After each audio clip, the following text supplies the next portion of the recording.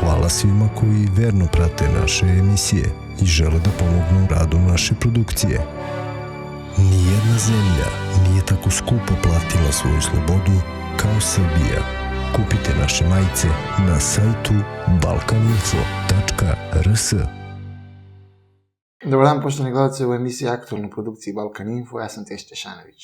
Naši današnji gosti su gospodin Tomislav Kresović i dr. Miloš Dimitrijević. Gospodine Dimitrijeviću, da li ova cijela kriza sa koronavirusom ima neku magijsku pozadinu? Pa, najprije bih rekao jednu stvar. Skoro smo imali godišnjicu, dakle 9. maja, 75 godina od pobjede nad fašizmom. Po mom mišljenju, fašizam nikad nije bio jači. Da li smo mi taj fašizam pobedili pre 75 godina? I ko je uopšte pobedio fašizam i ko je uopšte kreator fašizma? To je vrlo dobro pitanje i to je pozadina tog pitanja, Tešo. Dakle, da li ima magijsku pozadinu? Pa svakako ima određenu okultnu pozadinu. Ja se prosto ne bih bavio magijskim delovanjem, zato što magija je folklor. I taj folklor postoji, maltene u svim civilizacijama je aktuelan, isto tako i u određenim narodima, određenim demografskim strukturama. Međutim, ono što je važno za pozadinu koronavirusa, odnosno kompletne situacije trenutno, jeste ta okultna pozadina, dakle, koja je lansirana kao i sam virus. Dakle, postoje određeni događaji koji se prave na određene planetarne aspekture, dakle određene datume, koji imaju duboki impakt, dakle duboki upliv za nešto kasnije. I ono što sam ja već najavljivao, to je da je narednih 5 godina će biti, dakle, presudno. Mi do 2025. godine, opet ponavljam, imamo kompletnu promenu sveta, imamo kompletnu promenu strukture, ne samo u Evropi, već u odnosu snaga. Međutim, kao i sve ostalo, to će biti samo privid, jer to je privid upravo, da kažemo, tog fašizma koji nije lansiran 30. godina 20. veka kroz projekat Adolf Hitler i kroz projekat Treći rajh, već je lansiran mnogo pre toga, dakle, već od Berlinskog kongresa. Gospodine Kresović, isto pitanje za vas. Da li ovo možda ima neku ezoterijsku pozadinu? I kako komentarišete tvrdnje gospodina Dimitrijevića? Izvesnu ezoterijsku poziciju ima, jer su je praktično uopšte po pitanju bolesti kroz vekove, uvek su bolesti bile predmet religijskih obreda, znači od katoličke crkve sjeti se velike epidemije kuge, pa uloga inkvizicije uopšte kad su bile velike epidemije, pa je to bio slučaj sa Nostradamusom koji je pratio kroz srednji vek sve to i zapisivao u svojim stihovima. Dakle,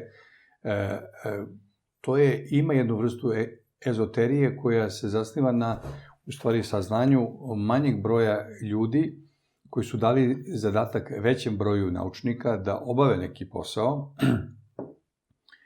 u prvom redu humanitarnog i humanog karaktera, a to je zdravlje, promena čoveka ili produžavanje ljudske vrste po godina, bar starosti, ali sa druge strane, s jedne strane vam produžava život, a sa druge strane smanjuje populaciju. I tu imate dva procesa.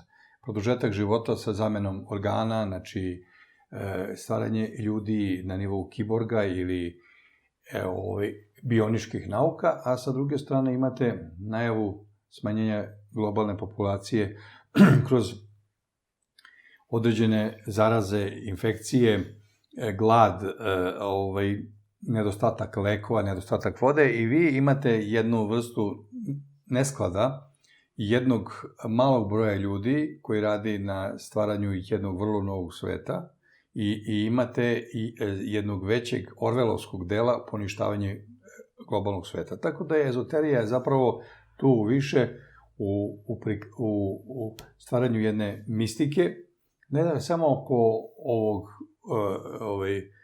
COVID-19 korone, nego uopšte stvaranje privida centara moći koji na planetarnom nivou, a onda posle i po nacionalnim nivoima, drže populus pod kontrolom, putem medija, kontrolišići ponašanje, dakle jedna behaviornu psihologiju, ponašanje mase kroz druge postupke, i ti, kako kaže Aik, globalni vladari, koji drže svet, kako on kaže, u šaci, su zapravo upravo osmislili da se kroz laboratorije i kroz humane razloge pojavljuju pojedini virusi koji na neki način treba da provere snagu naroda i čovečanstva, a sa druge strane da stvaraju jednu vrstu poretka kontrole. Tako da je ovaj virus i ova epidemija,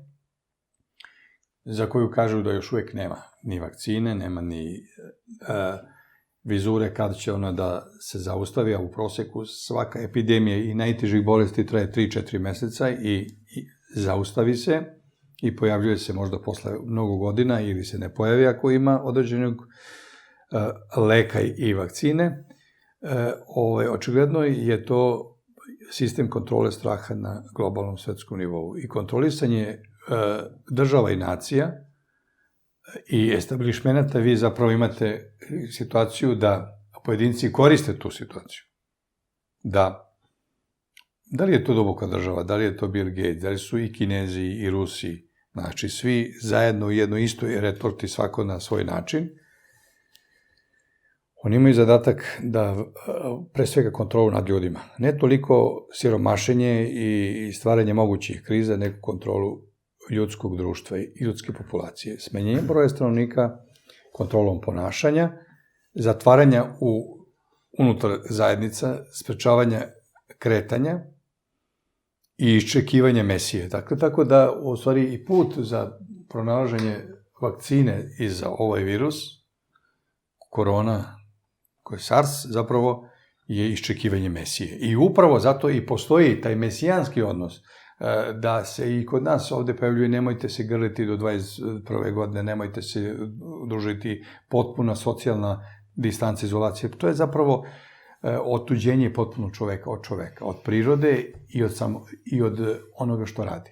I vi kad imate otuđenog čoveka, on je odlično testo za manipulaciju, kao što kaže doktorka Alečković, znači sa takvim čovekom i društvom možete raditi šta god hoćete. Dakle, postoji ezoterija i kad uzmete Kolmana i ove druge koji su pisali i oko komiteta 300, vidi se da je ili oko Bilderberške grupe, neki drugi koji su pisali, vidite da stoji zapravo projekcija koja je još od Iluminata iz 18. godine, iz 18. veka, projektovana kontrola, dakle, medicine, zdravlja, hrane, obrazovanja, religije, dakle, počinjavanje i pravljanje jedne piramide kontrole društva. I tako da se i ova sloboda čoveka ograničava u velikoj meri i mislim da sa razvojem ovih modernih bioničkih izuma koji idu na veštačku i preko veštačke inteligencije i ovih savremenih mreža koje mi govorimo i ovih svetskih 5G mreža, zapravo polako se vrši potpuna kontrola socijalnog, a mislim za neku godinu i ukupnog psihološkog i misaonog ponašanja, pre svega urbanog dela stanovništva. Jer ovo se sada atakuje pre svega na urbane delove sveta, znači na velike gradove. Selo još uvek nije, odnosno ruralni delovi zbog prirode, zbog drugog odnosa nisu toliko ugroženi. I zato ljudi idu iz gradova u selo, beže sada. Ali kontrola sveta, jer sad imate u Kini preko 200 gradova sa milion stanovnika, a projektuje se i grad u Kini sa preko 130 miliona stanovnika. Znači imate te pametne gradove koje su upravo po sistemu tih 5G mreža i drugih struktura koje zapravo treba da vam daju uvek podatke u svemu i tako se zapravo ta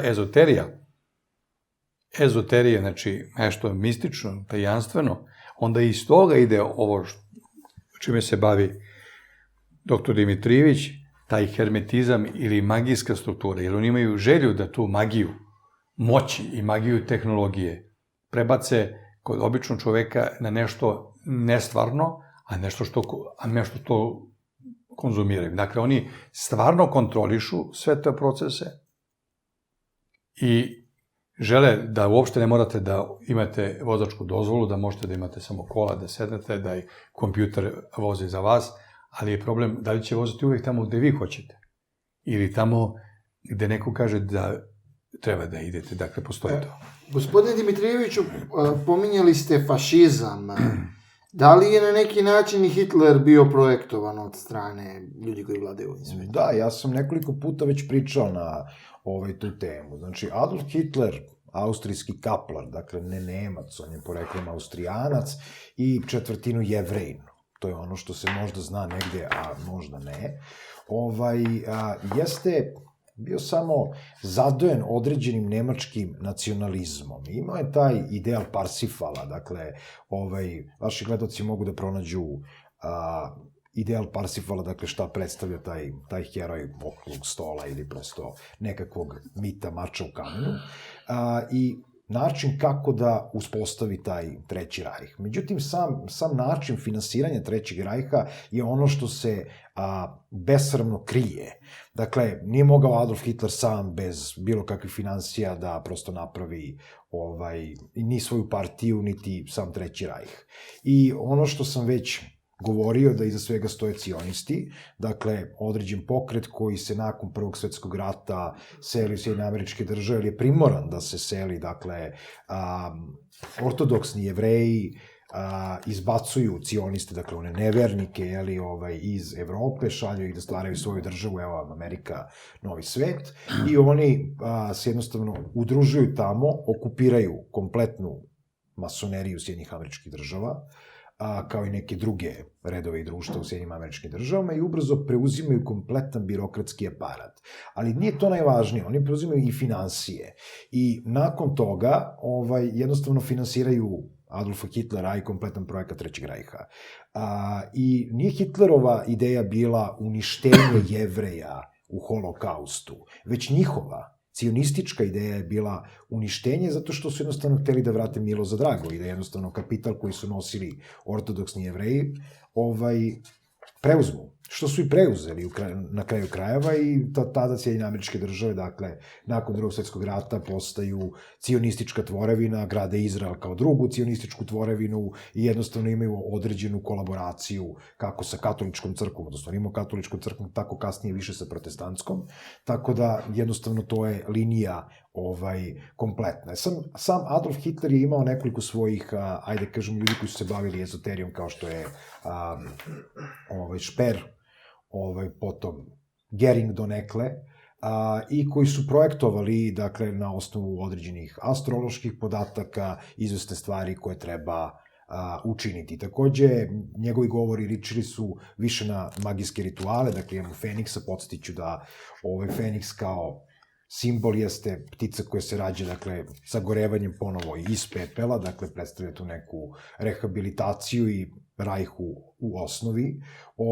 Međutim, i izgradnja same Nemačke, dakle, sam način kako je Hitlerova vlast projektovala određene građevine, podsjeća na projektovanje Washington DC-a. Znači, Washington DC kao takav jeste izgrađen po jednoj magijskoj osnovi. Dakle, vi kad pogledate iz avionske perspektive glavni grad Sjedinjenih Američkih Država, vi imate avenije koje obrazuju pentagram.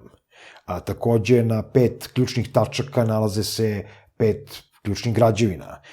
U sredini nalazi se Bela kuća i nalazi se Washington Monumental. Dakle, šta je Washington Monumental? Ništa drugo nego obelisk koji smo imali prilike da vidimo, recimo, u Vavilonu, Starom Egiptu i tako dalje. I on će predstavljati faktički vezu sa određenim božanstvima. Sad, dao bih jednu digresiju na ovo što je gospodin rekao. Pomenuli ste Iluminate. Iluminate koje je stvorio Adam Weishaupt 1776. jedine koji realno postoje, sve ostalo su nekakve internet zavrzlame, da ne kažem prevare.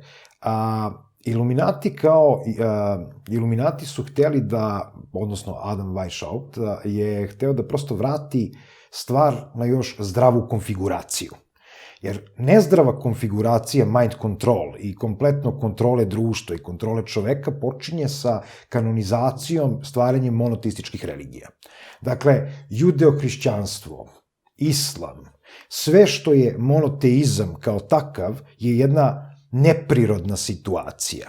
Znači, ja inače tvrdim da monoteizam u globalu ne postoji kao takav i da je to jedna pseudokreacija, zato što mi uvek imamo neke niže oblike tog božanskog. Dakle, recimo u hrišćanstvu mi imamo određene anđele koji su raspoređeni u 9 horova, u grupama po 8, pa tu imamo prestolnike, stubove moći i tako dalje, imamo arhanđele i tako kako već imamo, znači imamo određene svetitelje koji su takođe bliski Bogu, imamo Boga Oca kao vrhovno božanstvo, dakle nekakvog kreatora svega. Vi uvek imate vrhovnog Boga i u politeističkim religijama. Znači, čak recimo u Indiji to je Bhagavan, otuda koren reči Bog, i jedan od retkih naroda koji, poput nas, kažemo Bog, dakle, jesu Indusi u knjigama Veda. Takođe, imate recimo u staroj Grčkoj, to je Zevs, pa njegov prethodnica jeste njegov otac Kronos, to je vreme Titana, pa onda imate recimo rimski ekvivalent jeste Jupiter, pre toga možemo da kažemo da u određenim božanstvima Azteka i Maja isto tako imate vrhovnog Boga, dakle vrhovnog tvorca i određene niže bogove koji su opisani kroz prirodne sile. Znači, šta je uradio monoteizam? On je odvojio čoveka od prirode. Čovek kao biće nastalo možda na nekoj drugoj planeti, ja to ne mogu da tvrdim, postoje teorija na tu temu, ili nastalo na ovoj planeti, jednostavno imao je određenu korelaciju sa određenim prirodnim pojavama. Od davnina poznati su mantički kodovi. Dakle, ti mantički kodovi komunikacije čoveka sa nebom, dakle, pridavanje određenog značaja prirodnim fenomenima, izvesnim nadbićima, superbićima ili prosto, da kažemo, bogovima.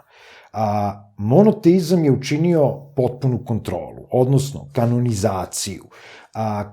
Kanonizacija određene vere stvorit će religiju, dakle ponovno povezivanje ili religare, i jednostavno religijski poglavari su ljudi koji su shvatili da je to način kontrole.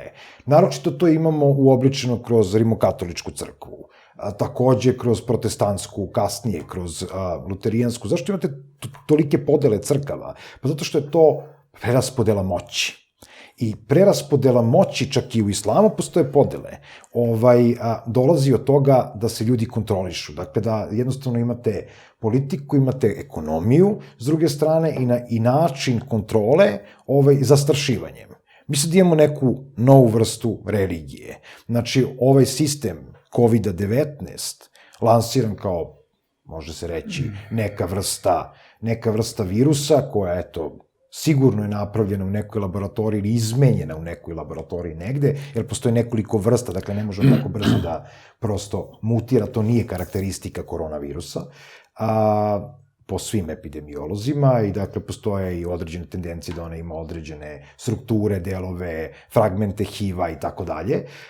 Jednostavno dolazimo do stvaranja jednog novog oblika kontrole koji će ići preko vakcinacije, medicinskih pasoša, ekonomski u kontekstu da vam više ne treba platna kartica, znači dovoljno je da imate određenu vrstu čipa ili jedan dokument, kao što recimo trenutno se dešava u Singapuru, da vi na osnovu lične karte možete da radite šta god hoćete.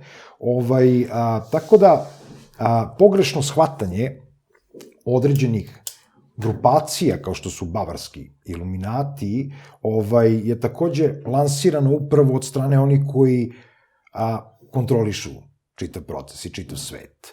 I sve ovo što se trenutno dešava na YouTube-u, dakle što vidite gomilu nekakvih video snimaka o 5G mreži koja je širi virus, chemtrailsima i tako dalje. I to je lansirano od istih tih ljudi. Znači, vi u suštini nemate realnu polarizaciju.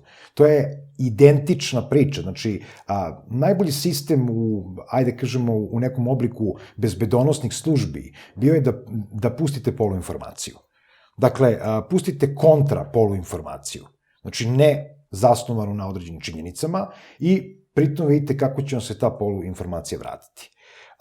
Dakle, kažete nešto u suprotnosti sa onim što zaista jeste imate privid opozicije, privid drugog mišljenja, privid svega.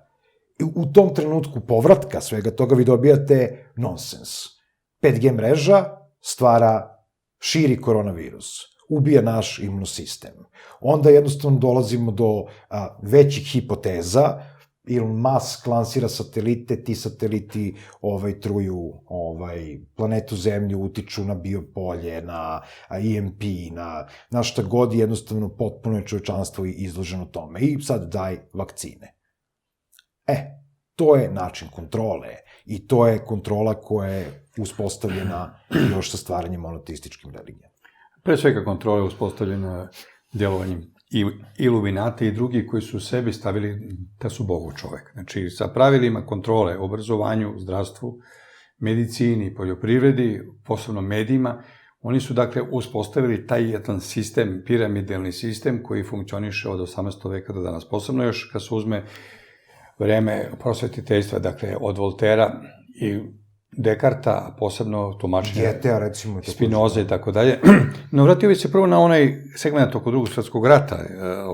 Ajk priča u drugi svetski rat je planiran još pre događaja u Versaju, kako on kaže, a baš u Versaju su ljudi povezani sa Rothschildom, Wall Streetom i pukovnikom Hausom, Bešildom i Baruhom praktično uticali da se okruglim stolom koji je bio u Versaju zapravo nametne Nemačkoj ratno ošteta koju je bilo nemoguće platiti, što je bilo osnova za uništavanje te Vajmarske republike. I to je bilo osnova za uspostavljanje Hitlerovog režima kasnije, ali on govori između ostaloga, što je istorijski tačno, da su velike korporacije kao farmaceutski kartel Farben, koji je predstavio Hitlerovu ratnu mašineriju, radio otrovne gasove u Prvom svetskom ratu, posratio i u Sarinu u Drugom svetskom ratu i Ciklon B. Znači, imate sistem kompanije, recimo AEG koji je radio tu. Setimo se da je direktor AEG-a između, odnosno pred Prvi svetski rat i posle Prvog svetskog rata bio Rathenau, koji je bio Jevrejin, koji je bio ministar finansija u Prvom svetskom ratu. Dakle, odlučivao je o finansijama u Prvom svetskom ratu, bio veoma sposoban poslovni čovjek, zalagao se za evropsku zajednicu, odnosno Evropsku uniju sadašnju, i on je ubijen od nacista 22. 23. godine. Znači, imamo situaciju da su velike kompanije u Evropi pod okriljem Rothschilda ili kompanije u Americi pod okriljem Rockefellerovih fondacija radile praktično mnoge stvari koje će u budućnosti biti i korisne za svet, ali će oni biti i okidači za mnoge procese koje će se dešavati na svetskoj sceni. Znači, za nas je mnogo važnije od svega toga da sagledamo prirodu svetske i domaće politike, znači onoga što se naziva upravljački sistem ili menadžment ljudskih resursa, znači kako ti mehanizmi funkcionišu. Znači, za vaše gledaoce i naše gledaoce je vrlo važno spoznaja mehanizma upravljanja, mehanizma vladanja i mehanizma kontrole. Dakle, sem ovih opštih kontrola koje postoje, kontrola, znači, hranom, znači, zato su sada 3 ili 4 glavne industrije bitne. Industrija hrane preko GMO, koja je prebačena sa Monsanta na Bayer, na nemačku strukturu. Imamo industriju informatičke tehnologije i bionike i biotehnologije, koja je praktično ubačena sada i sa ovim eksperimentom uživo, gde se vidi da sve možete sad raditi preko iPhone-a i Huawei sistema i telefona i predavanja i nabavku s pijace i razgovore s ljudima i tako dalje, samo nema ljudi među sobom. I imamo treću stvar, to je farmaceutika koja zarađuje, dakle, negde desetak tih farmaceutičkih firmi, oko 500 milijardi godišnje. I onda vi imate zapravo trustove na svetskom nivou, kao što u Evropi imate određene firme koje imaju svoje, kako bih rekao, brendove, kao što je Zara, kao što je Coca-Cola, kao što je Mercedes. I taj upravljački sistem velikih kartela, on praktično deluje i na sceni i u senci, a preko toga radi jedna čitava industrija kriminala koja radi. Industrija plagijata, industrija droge, svih oblika droge, sad posebno se ide u ovom budućem periodu sintetičke droge koje su mnogo jednostavnije da se prave nego da se uvozi kokain iz Latinske Amerike ili afganistanski heroin koji je već malo pri kraju svog toka u tom pravcu. Znači, sada farmaceutika treba da izbacuje nove lekove i nove preparate koji imaju i narkotička dejstva, pre svega psiholeptike, jer najvažnija sada grana u farmaceutici, pored industrije vakcina, su narkoleptici, znači sredstva za umirenje, za psihoze, neuroze. Negde, posle Drugog svetskog rata ste imali jednu knjigu registra bolesti. Sad ih imate 7, 8 do 10. Sad je mala biblioteka i sada svi procesi ili pojave kod čoveka, od sistema spavanja, jela, komunikacije, priče, svaka ima svoju šifru kao bolest. I vi stvarate zapravo jednu potpuno bolesnu strukturu čovečanstva koja se kontroliše lekovima, farmaceutikom. I to posebno sintetičkim lekovima. I zato je i cilj i Billy Gatesa, koji je praktično shvatio da ta informatička era je u jednom trenutku završena u ovom delu, sada idu bionički elementi, znači stvaranje ono što bi rekli veštačkih ljudi sa veštačkom inteligencijom, ide na tu farmaceutiku ne samo vakcinacije, nego i sredstava koji će da budu u funkciji s jedne strane kao oporavka od bolesti, malarije, hlorokin koji smo mi ovde krenuli da proizvodimo za lečenje ove COVID-19 uopšte nije za to, nego za malariju. Smo odmah to kako je Bill Gates po upustvu Svetske zdravstvene organizacije, koji je deo te mreže vladara u senci i globalnih vladara, i Savet bezbednosti nacija, i Svetska banka, i MMF. Oni su vam globalni kontrolori i ekonomije i država. I dakle, i pojava Hitlera 30. godina je bila velika igra moćnih igrača. Evo, samo uzmete, IBM je između 37. i 45. godine radio svoje sisteme bušenih kartica i po tom sistemu su nemački zvaničnici funkcionisali u sistemu operacionih istraživanja za snabdevanje na frontovima, za odvođenje ljudi po logorima, za organizaciju i distribuciju svega. Znači, kada su Amerikanci došli i Britanci u arhive, videli su da su oni savršeno vođeni upravo na kompjuterskim sistemima, na bušenim karticama.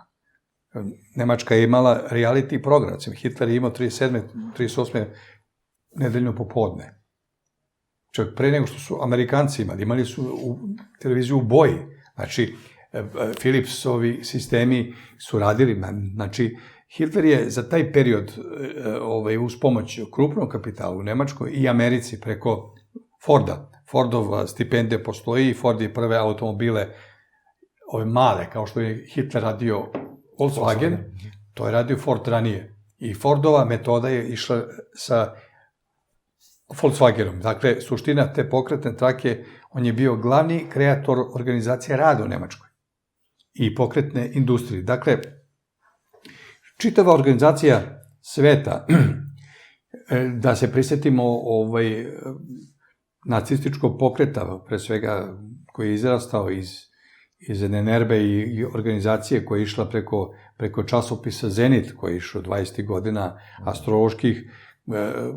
Tu su bili prvi početnici Rudolf Hess, koji se prvi pozabavio astrologijom i bio praktično prvi ezoterični zamjenik Hitlera u tom delu. Čak Hitler je bio manje zainteresovan od Hessa, a oni su se učili od Rudolfa i Karla Haushofera, koji su bili začetnici geopolitike uopšte u Nemačkoj. Znači, taj deo, a oni su svi učili od Blavatske.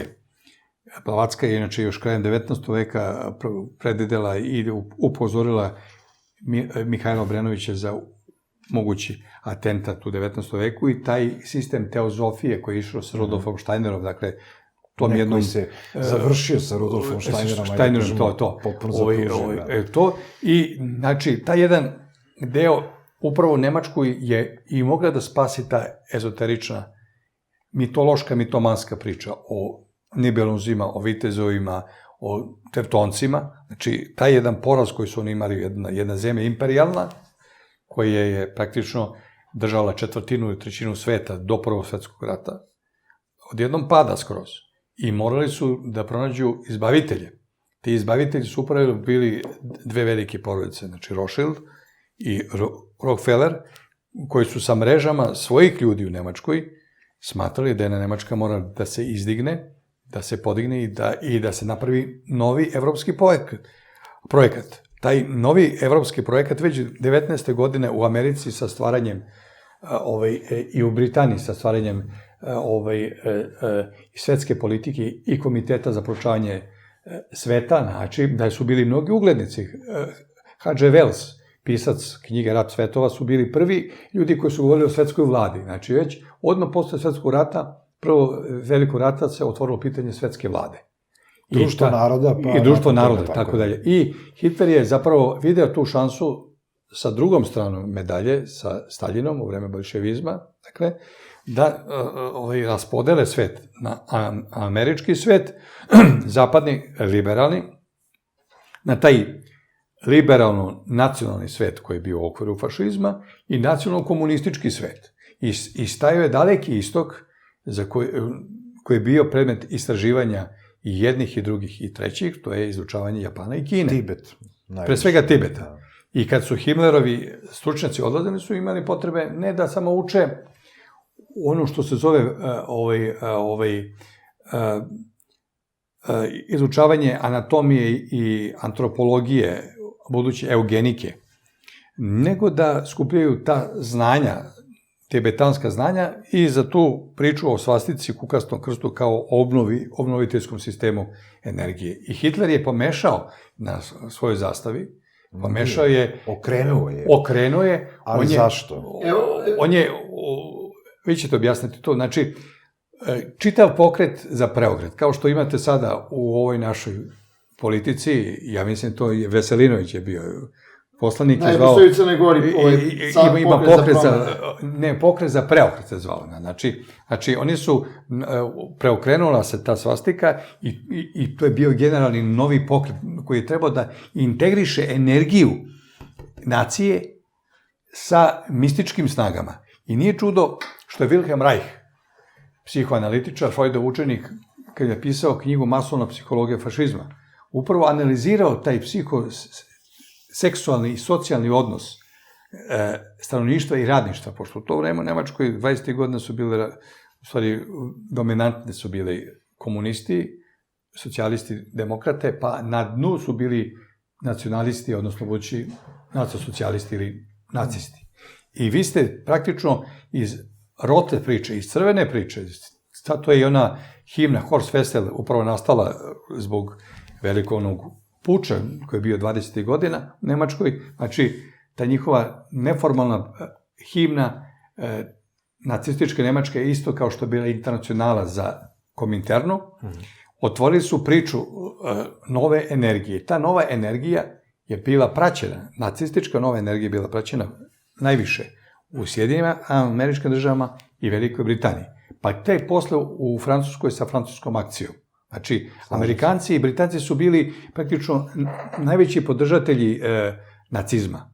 Ne samo u ekonomiji, nego u proučavanju teorije evolucije, u socijaldarvinizmu. I čitav pokret u Americi, računajući i sad, i George Bush, mlađi, sa tim takozvanim kreacionizmom koji su oni okrenuli u religijskom sistemu, da je svet star 6000 godina i tako dalje, oni su upravo na tim ezoteričnim osnovama formirali svoje sekte. I te sekte su postale veoma moćne, mi ćemo o njima malo nešto pričati, ali je samo osnova da je glavna priča bila preoblikovanje zajednice, preoblikovanje čoveka, posebno palog čoveka. Pali čovek, pali anđeo je Denica. Znači, taj pali anđeo koji je bio Denica ili Satana ili Lucifer. Kad vi imate palo društvo u jednom ratu koji je zaduženo, vi morate da pronađete novog idola, novog boga. U Nemačkoj taj novi bog je stasao ne samo kroz Hitlera, nego kroz novi poredak i novi pokret. Kasnije, posle drugog svetskog rata, je to nastao kroz svetsku vladu, koja će ići prvo kroz grupu Bilderberger, pa onda trilateralu, ali sa dominacijom čega? Dolara. I onda je evro, koji je sad stasao, je zapravo surogat dolara kao jedna mala dopuna dolarske monete, a u suštini ide se na unifikaciju Evrope, iz Evrope naroda u federaciju naroda, sa dominacijom jedne globalne birokratije koja kontroliše. Dakle, ovo što je rekao dr. Dimitrijević, ima jedno delo, ali religije su megde i formirane monoteističke da bi na neki način uredile moralni poredak sveta, da bi čoveka stavile pod kontrolu, jer je čovek u politističkim religijama, pre svega u Starogrčkoj, pa onda u Rimu, mogao da nađe spas u mnoštvu bogova za sve svoje i poteze i grehe, jer taj stari vek je prebačen upravo u ovoj podeli posle na istočno i zapadno rimsko carstvo, znači Podela crkve, 1054. Podele crkve, znači, ali od 313. kad pogledamo od Konstantina, dakle, vi imate praktično jednu potrebu da se čovek stavi pod jednu moralnu kontrolu, iako reč kontrola uvek nazire da neko kontroliše, crkve su kao ispostave, ali to je deo jedne takozvane svetovne civilizacije koja je bila. U odnosu, opet se vraćam na Hitlera, koji je negirao Boga i ustanovio Votana, svoje novo božanstvo, negirao potpuno, iako je sam bio katolik, negirao kompletnu strukturu religije i približio je starim germanskim običajima. Gospodine Dimitrijeviću, kako komentarišete tvrdnje gospodina Kresovića i objašnjenje vezano za svastiku? Gospodin Kresović je rekao mnogo toga u ovom sada, ajde kažemo, posljednjem izlaganju. Ja ću pokušati da obuhvatim sve i da prokomentarišem koliko budem uspeo, ali ajde da pođemo od te svastike. Dakle, svastika ili simbol krsta, dakle, koga mi nazivamo kukasti krst, ili ima određene kukice na krajevima, dakle, u pitanju je jednokraki krst, dakle, sa sve 4 strane i sa 4, ajde kažemo, te kukice koje su pod pravim uglom.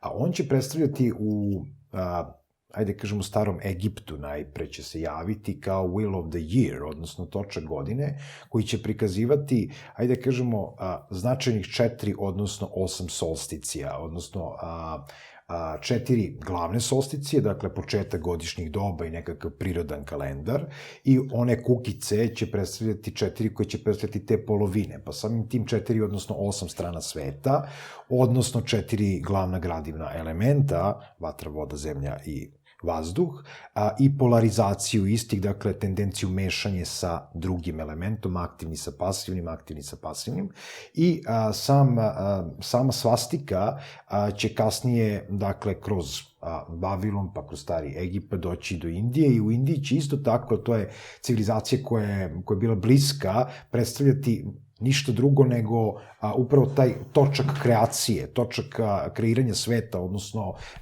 na koji način se stvara progres. Ono što je Adolf Hitler želeo da uradi čitajući upravo određenu mitologiju, nije on ništa pogrešio. On je želeo da vrati snagu Nemačke u odnosu na Vilhelma II. Znači, Nemačku gledamo kroz Prusku, znači Pruska koja objedinjuje 35 nemačkih država kroz onaj čuveni referendum, dakle Wilhelm II kao kralj i naravno Otto von Bismarck koji je bio rodonačelnik čitave te ideje, ako je verovati istoriji, i on je želeo da vrati Bismarckovu Nemačku. I da bi je vratio, on je ustoličio taj simbol, dakle, koji je izokrenuo svastiku, da bi je vratio na pređašnju, ja kažem, zdravu konfiguraciju, to je kompjuterski rečnik. Ali jednostavno prethodnu konfiguraciju Nemačke, koja je tada postojala kao problem zato što je bila zapaćena sa, kako je on to video, sa onim ne nemačkim stanovništvom, naročito posle poraza u Prvom svetskom ratu, dakle, raspadom Austro-Ugarske monarhije i tako dalje. Sad, čitav sistem koji je, ajde kažemo, uspostavljen još, 1919. godine u Sjedinjenim Američkim Državama, to je, dakle, period kada se nakon Prvog svjetskog rata doseljavaju cionisti u Sjedinjene Američke Države i, dakle, uspostavljaju tu kompletnu moć. Iako pričamo o nekim Rothschildima, Rockefellerima, danas Bill Gatesu i tako dalje, da, to je sve isti sistem. Dakle, to je taj cionistički sistem kontrole koji je uspostavljen još tada. Međutim, kažem, sve je počelo još od Berlinskog kongresa i sve je isprojektovano još Berlinskim kongresom. Znalo se da će svet morati da ima eksperiment koji se zove svetski rat. I jednostavno uspostava cionističkog pokreta poslužila je onim koji su stajali iza toga. Ja uvek kažem da je to kruna, u smislu britanske krune. Ono što je Britanija pokazala i nedvosmisleno je tako, samo što je to malo nevidljivo sa stanovišta običnog čoveka, jeste sistem kontrole preko drugoga. Dakle, oni uvek imaju nekoga ko je njima service provider. Pa tako, Sjedinjene Američke Države, dakle, imaju svoju revoluciju za nezavisnost, znamo kako to ide, dolazi prvi predsjednik Sjedinjenih Američkih Država, potpisivanje rezolucije, odnosno deklaracije nezavisnosti, Benjamin Franklin i tako neki drugi ljudi koji su bili značajni, vi imate privid jedne nezavisnosti Sjedinjenih Američkih Država od strane Velike Britanije. Kažem privid, zato što cela struktura je ostala britanska. Na kraju krajeva i vi imate Kanadu koja je zemlja Commonwealtha, koja je tu iznad i ona služi za kontrolu. Kanada je najmanje naseljena zemlja. Zemlja koja ima izuzetno dobar socijalni program, skoro pa komunistički. Znači, ne ide ka tom kapitalizmu koji forsiraju Sjedinjene Američke Države, koje forsira Velika Britanija. Ali ono što sam rekao i prošli put, komunizam i kreatori komunizma su Britanci, odnosno engleska kruna. I imate sada upravo to, komunističke zemlje, komunističke revolucije. Svaki put kad ste imali problem u određenoj zemlji koja je bila monarhistička, dakle carska Rusija, na primjer, ili jedna Kina, koja je bila tako carevina hiljadama godina, vi imate ideju komunizma. I onda se dešava bolševička revolucija i dešava se komunizam i komunistička vlada, koja nije ništa manje totalitarna od bilo kog fašizma, znači nacionalsocijalizma ili bilo čega, znači ona je potpuno totalitarna, sa ciljem ispunjenja planova onoga ko stoji iznad kao rodonačelnik ideje i potpune kontrole. U ovom slučaju, to je Velika Britanija. I kad je u pitanju Kina, aneksija Tibeta i sve ostalo što se dešava, dakle, 50. godina 20. veka, takođe stvaranje SSSR-a, odnosno Sovjetskog saveza, isto tako kad je u pitanju podela Nemačke, pa imate jednu istočnu Nemačku koja je opet poslužila svojoj svrsi, imate jednu liberalnu Kanadu, liberalnu komunističku Kanadu, znači to nam nije kapitalističko društvo. Ona je na granici, ni tamo ni vamo, i granice više nema. Dakle, oni imaju jak socijalni program, znači kao određene komunističke zemlje, nemaju prividno totalitarnu vlast, iako kraljicu gledaju kao boga, a ne kao nekakvog monarha. Imate Australiju koja je potpuno podređena tome i koja je sušti kapitalizam, i koja je negde na margini svega. Ko će u Evropi danas pominjati Australiju kao nešto mnogo značajno? Niko. A u principu jako značajno zbog laboratorija. Znači, određene laboratorije postoje samo tamo. I Novi Zeland, donekle, i Južnoafrička republika. Znači, vi imate uticaj Velike Britanije na ceo svet, koja je od starta želela da porazi Francusku. I to je uradila. Znači, potpuno da anulira francuski uticaj, uradila je kroz sistem dovođenja kolonijalnih, hajde kažemo, eksperimenata, znači ovo što trenutno imamo je kolonijalni eksperiment, u prevodu, dragi Francuzi, vratilo vam se ono što ste radili, Alžir, Monako i tako dalje, Monako, Maroko, Tunis i Francuska u ovom trenutku end of story, end of game. Znači, Francuska još malo prestaje da postoji kao Francuska koju mi poznajemo i kad pogledamo poslednjih 30-40 godina, istorijski, ona je toliko promena prošlo da je to potpuno prošlo kraj nas gotovo nevidljivo I pogledajte Francusku od pre 30 godina. Samo idite u istoriju, pogledajte šta se dešava. Demografsku strukturu, nacionalne interese, ekonomiju, turizam, u odnosu na ovo danas. I vi ćete reći da su to dve potpuno različite države, sa istim granicama, ali potpuno različite države. Ista je priča i sa nekim drugim državama, koje jednostavno će isto tako prestati da postoje kao takve. Ne računam izmene granica kada je u pitanju Balkan, kada je u pitanju podela Nemačke, kada je u pitanju Ruska federacija i Gorbačov koji je dakle opet bio engleski čovek koji je prosto srušio Sovjetski savez pod velom vraćanja nezavisnosti Rusiji, znači vrlo sličan scenarij kao i Milo Đukanović koji je vratio državnost Crnoj Gori, kako on sam kaže, i ako njemu treba odati priznanje, mislim, čestitati na uspostavljanju jedne privatne države, koja to traje, pa traje, boga mi, 2003. godine, kad se rasturila zajednica država Srbije i Crne Gore, mada je ona suštinski bila nezavisna i pre toga, i mogu samo da dodam da je mastermind svega upravo to britansko plemstvo koje stoji iza svega. Gospodine Kresoviću, da li se slažete sa tvrdnjom gospodina Dimitrijevića da je britansko plemstvo nešto što stoji iza svih ovih procesa u svetu? Pa ono je negde kapa svih toga. Rekli smo je da uzmemo, pročemo od Iliminata, pa novamo, pa dakle, praktično američku državu su stvarali Britanci pre svega.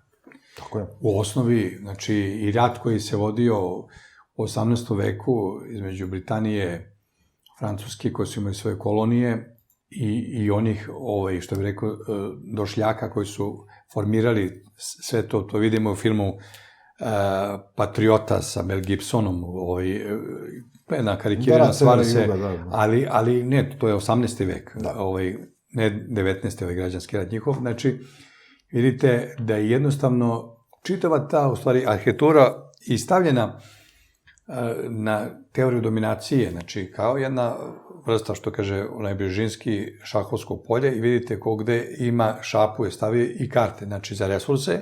Znači, 19. vek je i početak 20. veka, znači, kad Hobsbawm govori o kratkom 20. veku, on govori od 1914. do 1991. godine.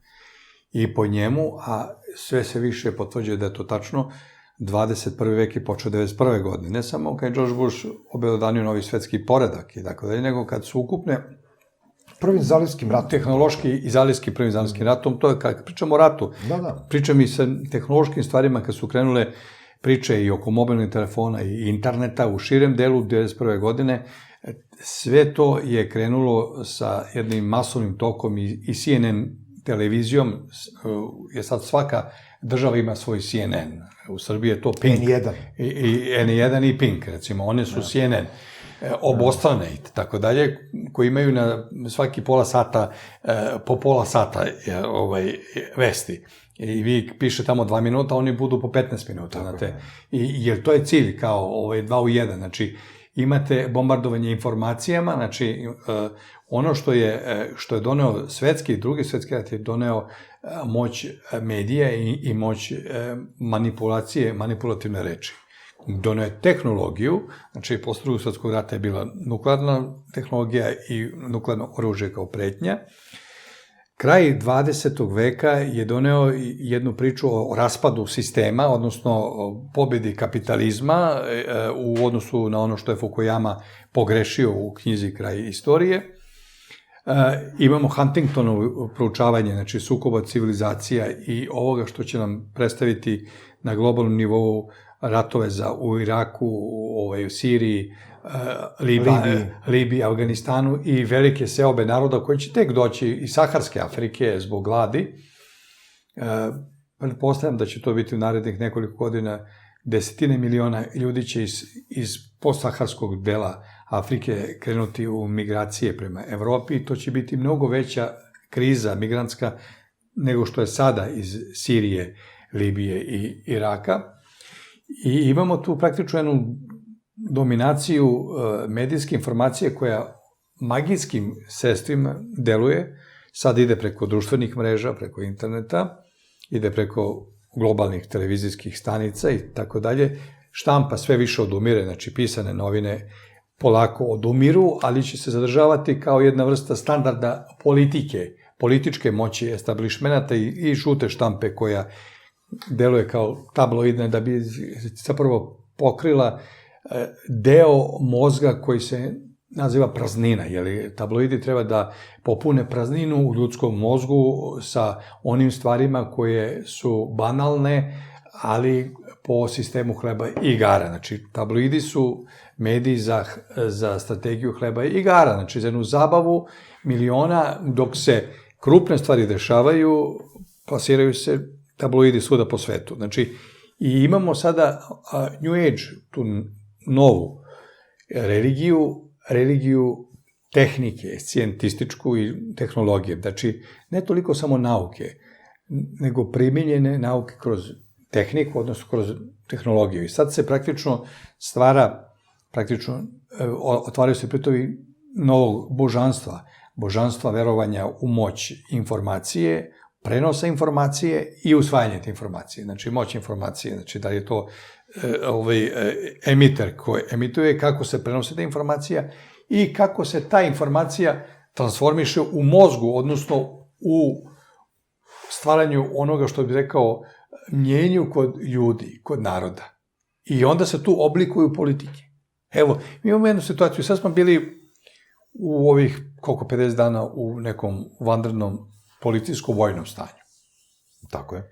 Mi, recimo, nemamo predstave šta se za tih 50 dana dešavalo u našoj zemlji, a nemamo predstave šta se dešavalo u svetu. Sem onih šturih informacija koje idu preko globalne mreže, mi kao građani smo bili potpuno zatvoreni šta se tu dešavalo u našem komšiluku. Kad mi smo mogli da izađemo, mi smo mogli da znamo šta je 5 ulica iznad, a ne šta je 500 km od nas, a ne šta je 5000 km. Ali su znali oni koji su imali dozvole da iziđu i oni koji su imali stalne dozvole za izlazak. I ti koji su imali stalni dozvole za izlazak su bili kontrolori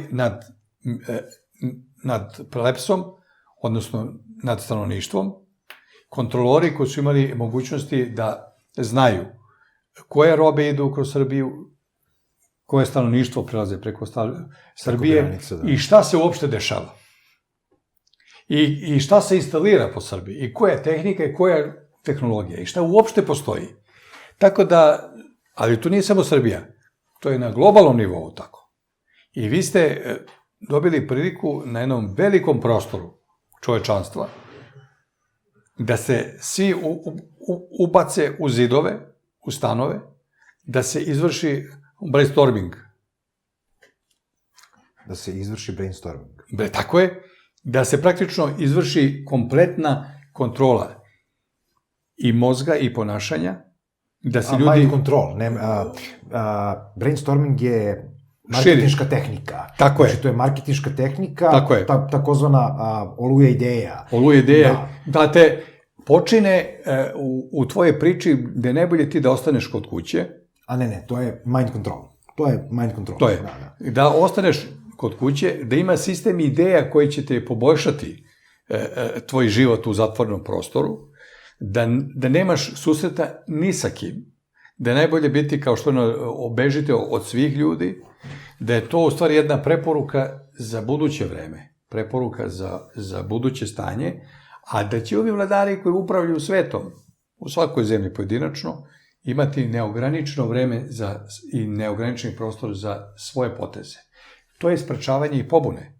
To je sprečavanje onoga što je David Thoreau još u 850. kad je napisao o građanskoj neposlušnosti Walden. On je bio jedan pisac koji je napustio grad 850. i otišao pored jezera Walden, gde je živeo sa ovim dabrovima na jezeru, jer je osetio opasnost od velikog zagađenja, pre svega kako prirode, tako i čoveka. I on je tu napisao sjajan esej koji zove o građanskoj neposlušnosti. Svet sada ima drugu crtu. Ima strah od otpora i imaš nove ideologije građanske neposlušnosti. I upravo ovi globalni kontrolori, da li su Kina, Rusi, Amerikanci, Nemci. Evo uzmite Merkelovu. Sad ona govori samo 30 sekundi, stroga distanca, maske i tako dalje. A imaju najbolji zdravstveni sistem. Pokupovali su sve žive, imaju sve aspiratore, imaju, što kaže, ogromnu tehnologiju zdravstvenu, ali više ni u pitanju zdravlje, nego kontrola nacije. I ta kontrola nacije na političkom nivou, kada se vlast potpuno drma, dolazi nova konfiguracija u nemačkoj politici, sad svi političari i uslovno rečeno državnici koriste instrument neograničenog vremena trajanja COVID-19. Neograničenog vremena. I vi u neograničenom vremenu se produžava ljudska agonija. Produžava se, odnosno smanjuje se njegove percepcije za normalni život. I u tom interregnumu, u stvari u tom vakumu čovekovih strahova se otvaraju prostori za enormni sistem manipulacija. I taj enormni sistem manipulacija svetom, sada bolestima, zatvara s jedne strane granice Evrope, stvara i unutrašnje granice Evropske unije. Unutrašnje Evrope, ali su i spoljne granice Evrope samim tim izolovane. I vi imate sada jednu drugu manipulaciju, da vama šef države u Srbiji kaže i uprkos svemu tome mi ćemo biti najbolji u Evropi. Jel postoji šef države u Srbiji? Postoji šef, svi ga zovu šefe. Formalni šef? Ne, svi ga zovu šef. Dobro. On je predsjednik Srbije, ali ga svi zovu šefe. Sad šef Srbije ili šerif Srbije, gazda Srbije, ili, kako kaže doktorka Macura, Aleksandar, u Aleksandra Vučića, ulici gospodara Vučića, imate drugog velikog Aleksandra i malog Sinišu. A Siniša ima zadatak da izvlači, šta? Da izvlači iz džepa zaduženje od 700-800 miliona evra i to bude padobran, imaginarni od 100 evra i da se prijavljaju sad 2 miliona ljudi i ne znam kako će biti gužve ispred pošte na ostojanju od po 2 metra, to će biti vjerojatno gužve od Beograda do Velike Plane, da bi ljudi pokupili, da bi uzeli tih 100 evra, koji su njihovih 100 evra, ali su zaduženi, pa će oni plaćati 120 evra. I ti sistemi vladanja su upravo ti sistemi globalne manipulacije. Jer taj finansijski sektor na svetskom nivou, kao što je rekli, pukao. Potpuno. To je mehur i sad on daje prostor onim mešetarima, Sorošu i ovim drugim, da za jeftine pare, odnosno za lažni novac, kako kaže kovači lažnog novca Andrej Žid, da vi praktično lažnim novcem kupujete stvarne ljude i stvarne proizvode. A praktično beskrajnim štampanjem dolara ili evra ovamo pod uzeme, vi zapravo šta? Vi investirate u te male srednje ekonomije, padobranske ekonomije, dolazi 603. padobranska koja baca svakom građaninu po 100 evra, koji će sada, a pazite, ne samo što baca po 100 evra, nego sad preporuka patriotske obaveze. Mislim, ne znam da ste vi, Tešanović, da potrošite u Srbiji. Piše, ne, sada imate zaposleni u državnim ustanovama, javnim preduzećima, službe bezbednosti, da se odreknu tih 100 evra. A kaže da je to stav za svakog građana.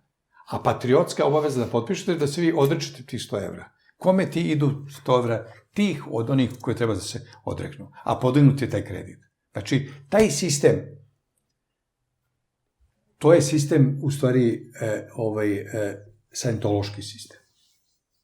Taj sistem finansijske mahinacije, koji je bio u Albaniji kao sistem VEFA piramide, gde je bio Sari Beriša koji je izazvao praktično pobunu u Albaniji, odakle 100.000 pušaka, mitraljeza i 1000 tona eksploziva prebačeno na Kosovo i Makedoniju, bio povod za budući rat.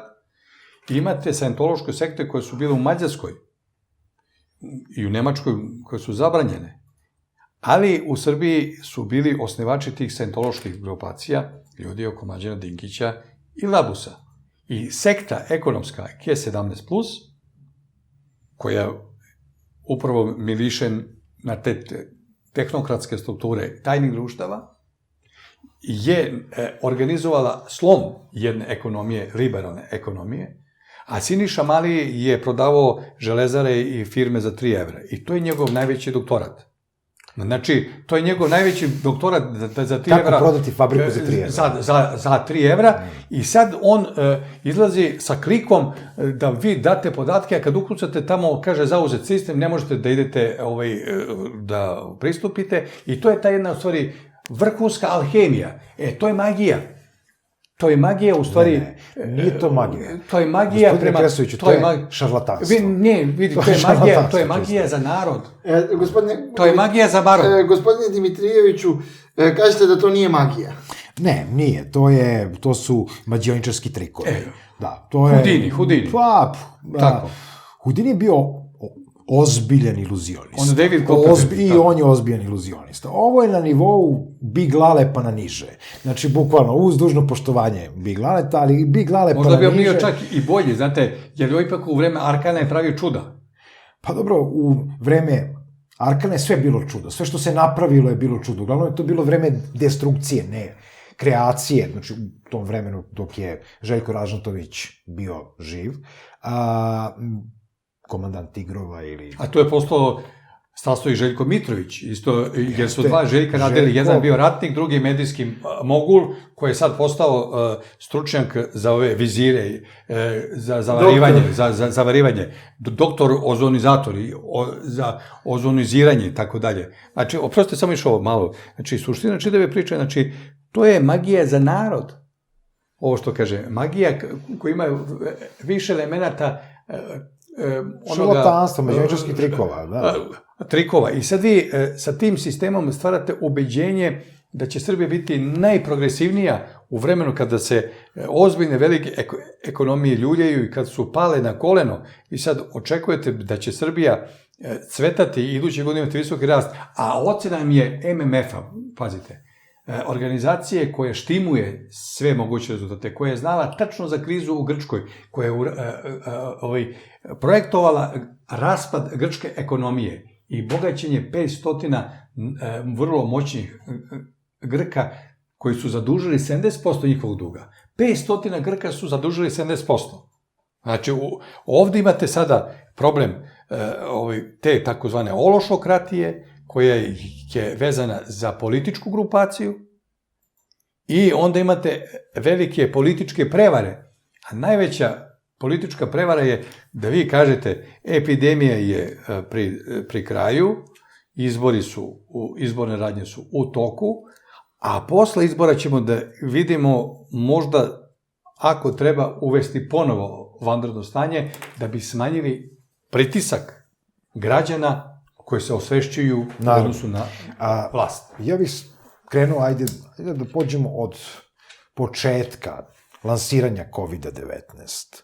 Znači, i uopšte priče koje se dešava na lokalnom nivou. I ono što ste rekli, mi ne znamo šta se dešava, dakle, uvođenje vanrednog stanja, policijskog časa, koji traje najpre od 8 uveče, pa to nije dovoljno, pa se pomera granica na 5 popodne i tako dalje. Ja sam i u prethodnoj emisiji, Tešo, ti se sigurno sećaš kad sam spomenuo da sam postavio pitanje šta to treba da prođe kroz Srbiju da bude nevidljivo, šta to treba da prođe na granicama Srbije, da li su to migranti, da li su to bojevi otrovi, da li je to u pitanju nešto treće i tako dalje, šta se to krije. I definitivno imao sam nekoliko informacija tokom trajanja tog policijskog časa. Dakle, 7 dana nakon uvođenja policijskog časa mi imamo ulazak 14.000 migranata koji se raspoređuju po Srbiji. 14 dana, dakle, onaj prvi vikend kada je bio potpuno zatvoren, znači potpuno zatvoren vikend, mi imamo ulazak migranata. Onda imamo prolazak nekih sumnjivih vagona. U tim vagonima da li su ljudi, da li neki nuklearni otpad i tako dalje. Da. Vrlo je upitno šta je. Pa onda imate, recimo, određeni ljudi koji su jako asetivi na ambroziju, u jutarnjim časovima su prilično kašljali. Ne može od hlora da se kašlju tako, znači nemaju taj problem na bazenima, pa kaže, prosili su grad hlorom. Nije u pitanju hlor. Znači, u pitanju su neke druge vrste hemikalija koji se prskaju tokom noći. Dakle, dolazi do određenih isparenja i jednostavno to ljude guši, davi, poput ambrozije. Dakle, mi nismo imali uvid čime su nama uopšte prskali i polivali grad. Ja ne verujem da su i komunalne službe u smislu običnih zaposlenih u komunalnim preduzećima znali šta oni izbacuju na ulicu, čime oni peru ulice, ali neko je to morao da zna.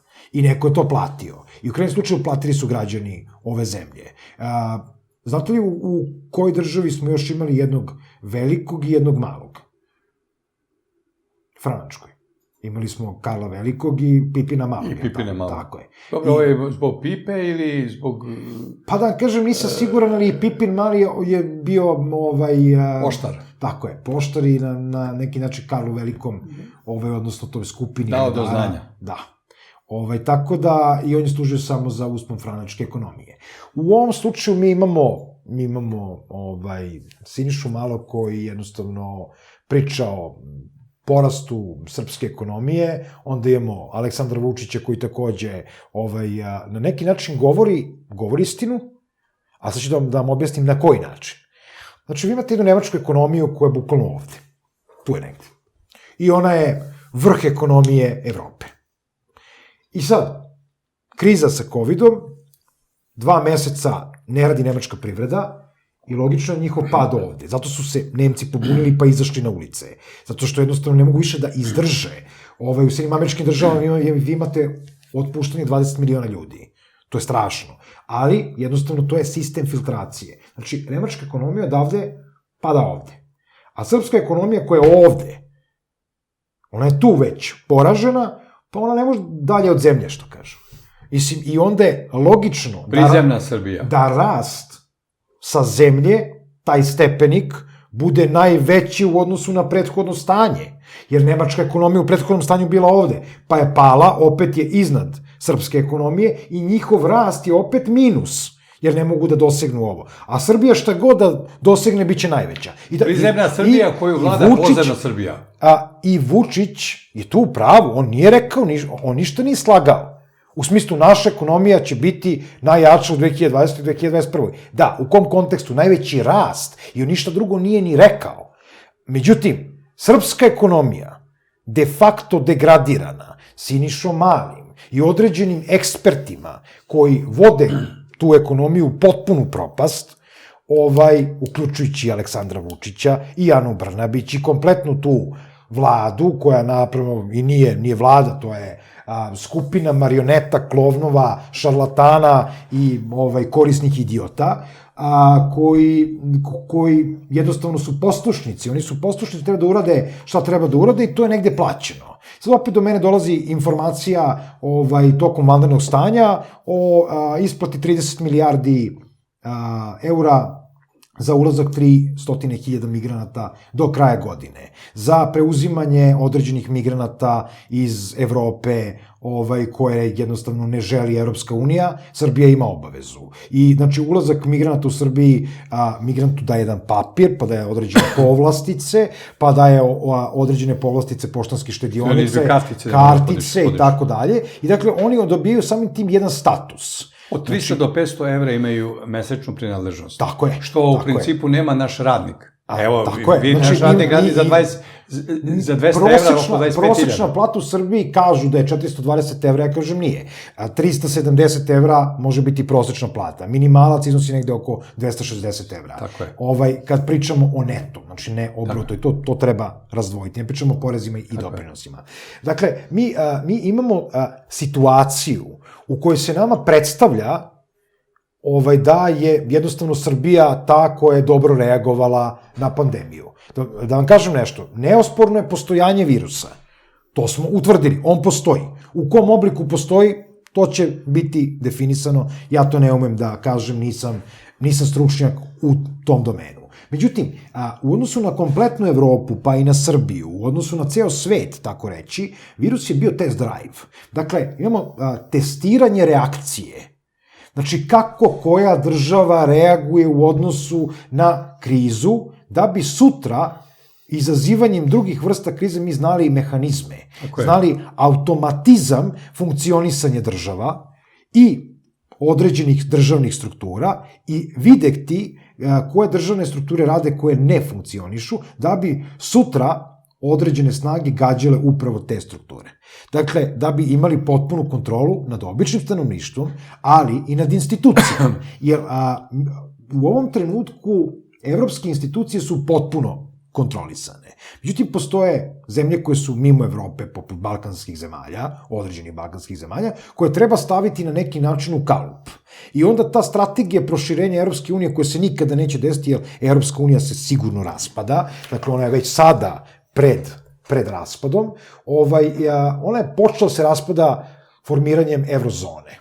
Dakle, ne Schengen zona u smislu granica, to je jedna stvar, imamo eurozona. Stvaranjem evra kao unificirane monete Evropske unije, vi više nemate problem dolara koji se bori sa 10 valuta. Dakle, bori se sa nemačkom markom, i frankom, tako je, sa francuskim frankom koji je tad bio sa lirom, koja je znala ogromnu devalvaciju, da ima ogromnu fluktuaciju u kursu, pa je samim tim destabilizovala evropsko tržište, pa ste imali recimo Španiju, takođe koja je bila sila u jačanju, i imali ste recimo Portugal koja je mala zemlja, Liechtenstein koja je mala zemlja, koje su pretrpele ogromne inflacije zarad formiranja evra. Onog trenutka kad je formiran evro i eurozona, vi imate ekonomije koje zadržavaju svoje monete. I opet Britanija kao prva, iako je jedan tada član Evropske unije, kaže ne, funta je funta. Imate jednu Švajcarsku koja je eksperimentalna država koja zadržava švajcarski franak, je li tako?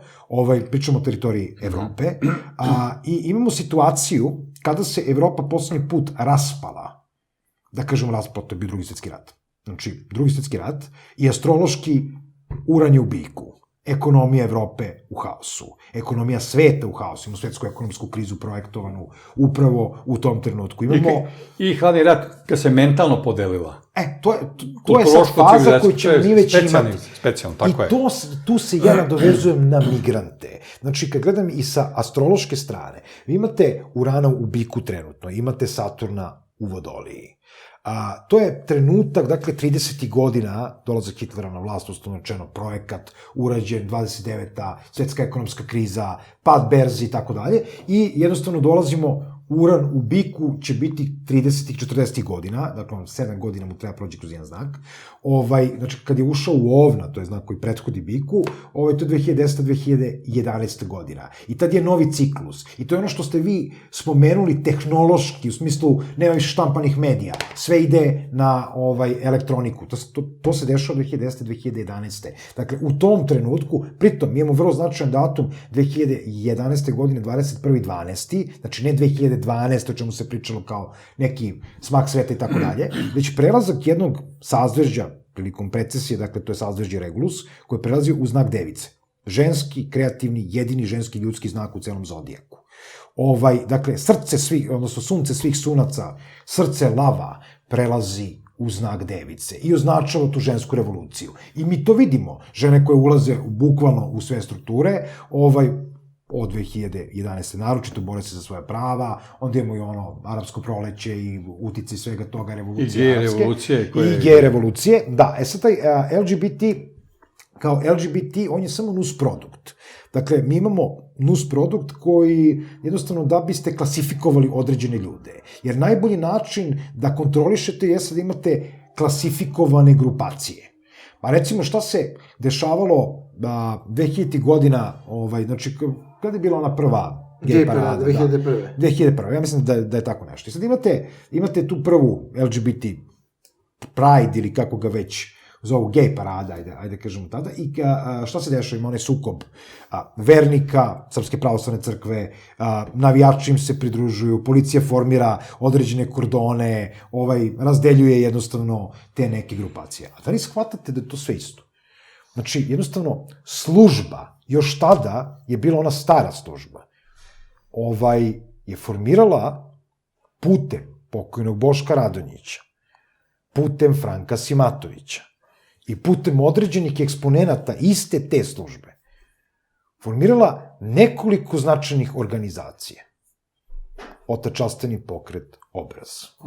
Naši 1389. Dveri kasno. Dveri. Sve je formirala služba. Zašto? Da bi objedinila nacionaliste. I kaže, ovi razlika između SNP, odnosno, srpski 1389, i Dveri, i Otečastveni pokret Obraz, jeste u stepenu degradacije nacionalnog interesa. Ništa drugo. Ali, ovde će ove grupe navijača da uđe, ovde će ovde. Ok. S druge strane, ajmo da klasifikujemo ove koji su takozvani protivnici, LGBT, da ih popišemo, da vidimo ko su. I onda stvarate sukob.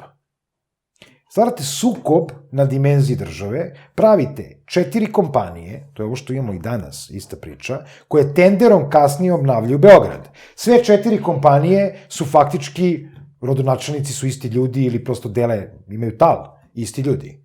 I to je sistem kako je ova država bila potpuno degradirana. Znači, ona je degradirana još 90. godina, još od vremena Miloševića, jer ne zaboravimo, i Milošević je ovde došao posredstvom istih tih takozvanih zapadnih sila. Nakon Miloševićeve vlasti dolazi DOS, koji isto tako potpisao tu Budimpeštansku deklaraciju 2000-te i obećao podelu bezbednostnih službi na uticaj Amerike, Nemačke, Francuske i tako dalje. I onda mi imamo stvaranje tih 37 nekih agencijica koje glume bezbednosta, zapravo su više rade u interesu. Samo činjenica što je Milošević prihvatio ulazak Soroša 1991. na drugu. U vremenu kad je premijer bio Milan Panić, koji je finansijer Demokratske stranke, bio sve vreme, koji imao zadatak da kupi i uništi Galeniku, koja je bila najjača firma farmaceutska u ovom delu Evrope, posebno za penicilinsku liniju. Znači, ne da je uništi, nego da je rasproda, da je kupi GES kartić. Da je uništi i da je prebaci za deo svoje farmaceutike koje ima u Rusiji, u Crnoj Gori uzimao telekovito bilje, pravio neke homeopatske preparate i tako dalje. I vi onda imate tu stvar da je Soroš ušao u Srbiju, znači 1991. druga godina, benigno prvo preko medija, preko radija B92, onda polako pustio Slobodna Evropa, onda je ušao polako preko Mumbušove sekte, odnosno religijske zajednice, gde je akademik Rakić, koji je prodavao one California Fitness, to su bili vitamini, supervitamini za obnovu organizma posle operacije, i to su lekari prodavali i u privatnim emisijama i po bolnicama za brži oporavak. Iz te mreže, iz Akademije nauka, lekarske strukture, Soroš se seli gde? Seli se u mrežu na univerzitetu. Formira se, prvo uzima kao insajdere Fulbrightovce i Humboldtovce koji odrađuju posao u oblasti biotehnologije, medicine, posao medicine, prirodnih nauka, biotehnologije, polako prodire u sfere društvene nauke, prava, politike i ekonomije. I oni za period od 20 godina formiraju mrežu od nekoliko hiljada ljudi. Onda formiraju nekoliko nevladinih organizacija, Fond za humanitarno pravo, onda je Centar za kulturnu animaciju, a to sve u okviru Fonda otvorenog društva koje drži Sonja Licht, student iz Pobune 68. godine, dakle, koja zajedno sa svojim suprugom gospodom Nikolićem radi na toj mreži. Znači, to je ta studentska disidentska organizacija 68. Ovo su studenti. Sa druge strane, političko krilo su bivši profesori, otpadnici disidenti sa Beogradskog univerziteta. 68. Profesor Mićunović, Sveta Stojanović, Miladin Životić, Zagorka Golubović, onda Mihajlo Marković, koji su raspoređeni u političke partije. Tu je Zoran Đinđić, Vojislav Koštunica i svi, Kosta Čavoški, i svi politički disidenti koji su radili između ostalo i na stranim univerzitetima i bili vrbovani od stranih agentura, svako na svoj način, su postali političke vođe u svim političkim partijama. I onda vi ste stvorili takozvanu duboku državu američku, sadašnju duboku državu koja je bila i onda u Srbiji, i stvorili ste duboku državu u Srbiji. Deo te duboke države u Srbiji je stvoren i rascepom Srpske radikalne stranke, stvaranjem Srpske napredne stranke. Ja sam stigao do tog momenta. I upravo, i onda smo došli, znači, do časa kad smo stvorili duboku državu Srbije, koja je na osnovu duboke države Zapada, odnosno Amerike. A sama činjenica da politički establishment Srbije prihvata za svog savjetnika Tony Blaira, Alistaira Campbella, stratega upravo ološokratije, jer kako kaže David Owen, za čuveni lekar koji je bio pregovarač, psihijatar, za Tony Blaira, da je to čovek koji je ohol na vlasti. Najveći stepen degradacije čoveka je oholost. Znači, čovjek kome ništa nije sveto. Posle njega je novinar tabloidni, Alistair Campbell, koji je zadužen za upravljanje vladom. Postavljaju za predsjednika vlade ženu koja je nominovana iz američke ambasade i preko Trilateralne komisije Srbije, Anu Brnabić, bez ikakvog identiteta, koja postaje ministar za NALED, za lokalnu samoupravu, sa ciljem postavljanja mreža u lokalnim sredinama.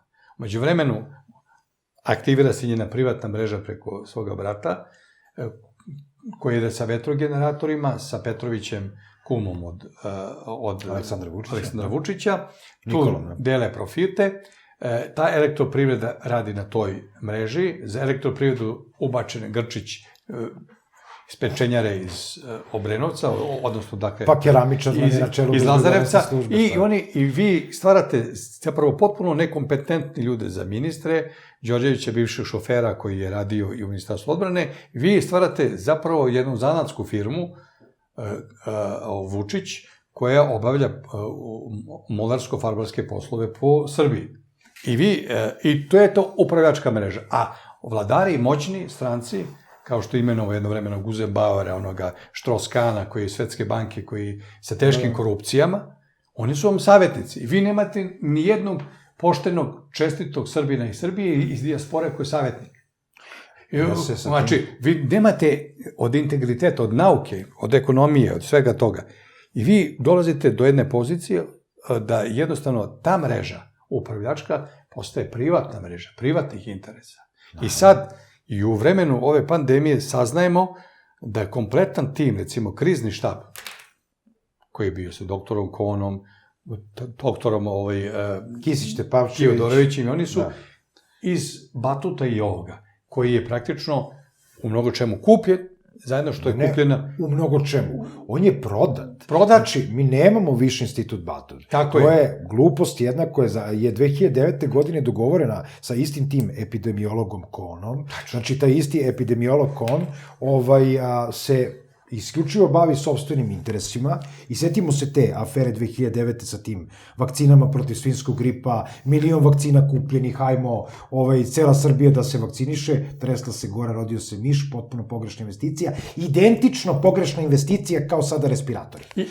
Identično. Mi se borimo, kupujemo svaki respirator, izlazi nam predsjednik svaki drugi dan na televiziju, još nas degradira, unižava na svaki mogući način, obraća nam se samo što nam ne kaže, bre, vi stoko, što izlazite na ulice, što se viđete, što se družite i tako dalje, i onda priča o respiratorima. Mi u ovom trenutku imamo 20 respiratora u upotrebi. Pritom, ja verujem da je od tih 20 ili 24 u ovom trenutku, pola od tih je naloženo da se stavi bez potrebe.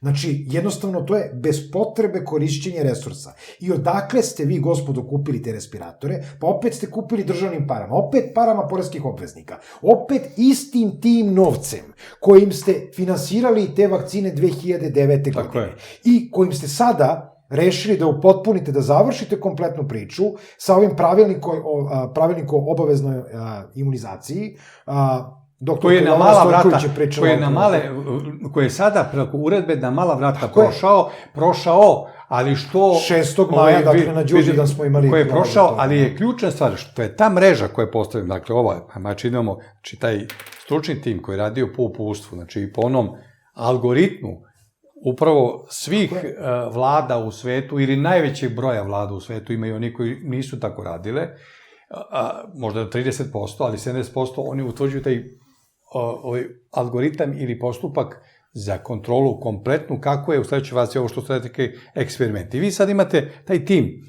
Kon i ovi drugi koji nisu zbeli šefu države da kažu kad ti se sin razboleo, moraš da ideš u izolaciju. Ako ti je sin, ako si znao da je bolestan i da je bio u bolnici, po definiciji ti si u izolaciji 14 dana. Jer si mogao da inficiraš najmanje 100 ili 1000 ljudi. Ja se slažem, da. Znači, ako je ta situacija, ako je tačno da mu je sin oboleo bio, vi dolazite do pozicije da je predsjednik države morao da bude u izolaciji.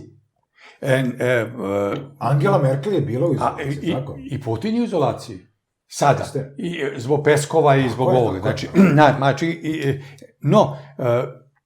sam doktor Kohn, potpukovnik sada, će unapređen, da. On kaže da on nije smeo, da njegovo, nije da kaže predsjedniku, pazite, ako vi kao lekar, šef tima, morate da kažete 7 miliona ljudi, da se zatvara sve, da se potpuno ljudi zatvaraju u stanove, i šefu države, predsjedniku države, ja kažem šefu, jer se svi ga zovu šef, predsjedniku države, ne smete da kažete, gospodine predsjedniče, vaš sin je oboleo, vi morate da idete u izolaciju, radite iz kabineta i Skype-om. Ne, pošto nisu smeli to da kažu, ali su smeli 7 miliona ljudi da kažu kako moraju da rade, vi ste došli do pozicije da se tu forila koruptivna mreža ljudi, koji otkrivaju razne te nevladine antikoruptivne organizacije, šta ko radi, i dolazite do zaključka da je Vršac probni centar. Zašto? Za 5G mrežu.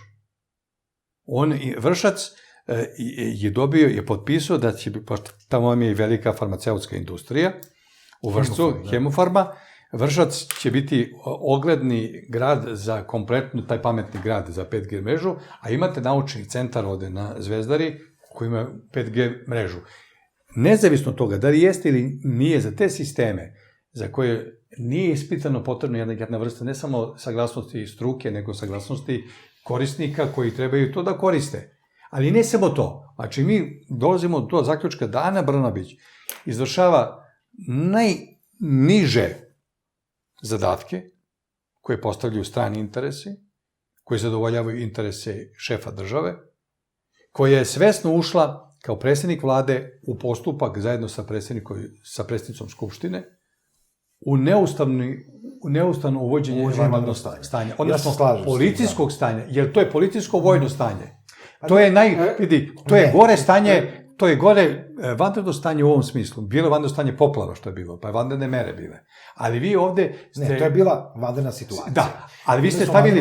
Gospodin Kresoviću, gospodin Dimitrijeviću, pominjao je gospodin Kresović te strukture. Da li mislite da bi vakcine bile možda opasne? Da, ne mislim da bi bile opasne, one same po sebi, ove nove vakcine koje bi trebali da se kreiraju tek po pitanju COVID-19, jesu opasne. Međutim, ono što je opasnije od samih vakcina jeste način vakcinacije. Dakle, vakcina je u medicini definisana kao eksperiment.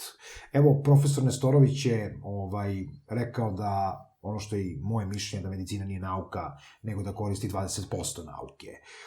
Da ostalo je samo najbolja pretpostavka zapravo i ne može se dokazati jer uvijek imate gomilu izuzetaka. Znači, da bi jedna vakcina došla kao takva u promet, ona mora biti ispitana na jednom prilično velikom uzorku, s jedne strane, s druge strane mora da prođe određeno vreme da se taj testirani uzorak pokaže i da jednostavno dođemo do definisanja vakcine. Takođe, onaj ko želi bi mogao da se vakciniše, dakle, učešće u eksperimentu, ne može vama da vas neko natera da učestvujete u eksperimentu. Jer ako je eksperiment prema trećoj generaciji ljudskih prava, vi po tome možete da učestvujete... Mora da pospišeš to sam, da prihvataš. Da, jednostavno vi to želite. A neko ne može da vas obaveže. I onda dolazimo do tog pravilnika koji je problematičan. Dakle, Lončar,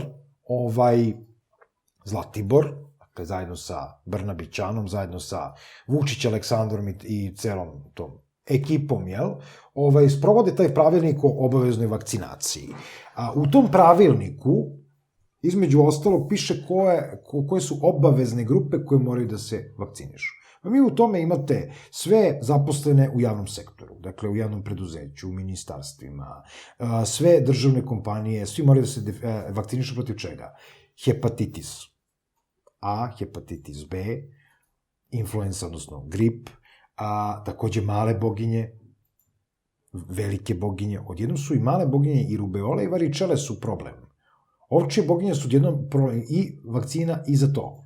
Onda jednostavno kažu osetljive grupe. Po tim osetljivim grupama vi ste bukvalno nabrali kompletno stanovništvo Srbije. 65 plus obavezno. Dakle, onaj ko ima 65 godina nadalje, svi penzioneri da se obavezno vakcinišu. U slučaju da penzioner ne može iz nekog drugog zdravstvenog razloga da primi vakcinu, svi ostali koji žive u kući zajedno sa njima koji dolaze u kontakt blizak, dakle srodnici, moraju da prime vakcinu. Protiv svega toga. Onda imate lica u komunalnim preduzećima. Sad ja čitam ovo zato što prosto sam zapisao samo neke važne stavke iz toga, pa imate dijabetičari. Znači, kompletni dijabetičari da se vakcinišu protiv toga. Nakon toga MS, dakle, multipleks skleroza, da se bolesnici da se između ostalog vakcinišu na hepatitis B. Pa između ostalog vakcina od hepatitisa B, jedna od nuspojava je produkt MS, dakle, multipleks skleroza, što je potpuno nenormalno. Trudnice, sve trudnice da se vakcinišu, oni koji planiraju porodicu, dakle, oni koji planiraju trudnoću, osetljiva lica, oboljenja dermatita. Znači, vi ste obuhvatili bukvalno sve. Pulmološke bolesnike, kardiovaskularne bolesnike, nefrološke bolesnike, kompletno, i sve ste obuhvatili, rekli da to su osetljive grupe. Oprostite, kako se to zove, ovako jednostavno? Zove se medicinski fašizam. Jeste, to je...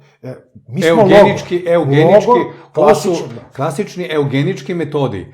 Da ćeš ti preko vakcine da primjeniš, uopšte se ne radi o primjeni samo vakcine, nego o tome da će iz te vakcinacije najmanje 20 do 30% biti negativni recidiva, a to podrazumijeva novo lečenje, a to znači novi lekovi. Opet farmakološka. Odmah farmakološka. I to...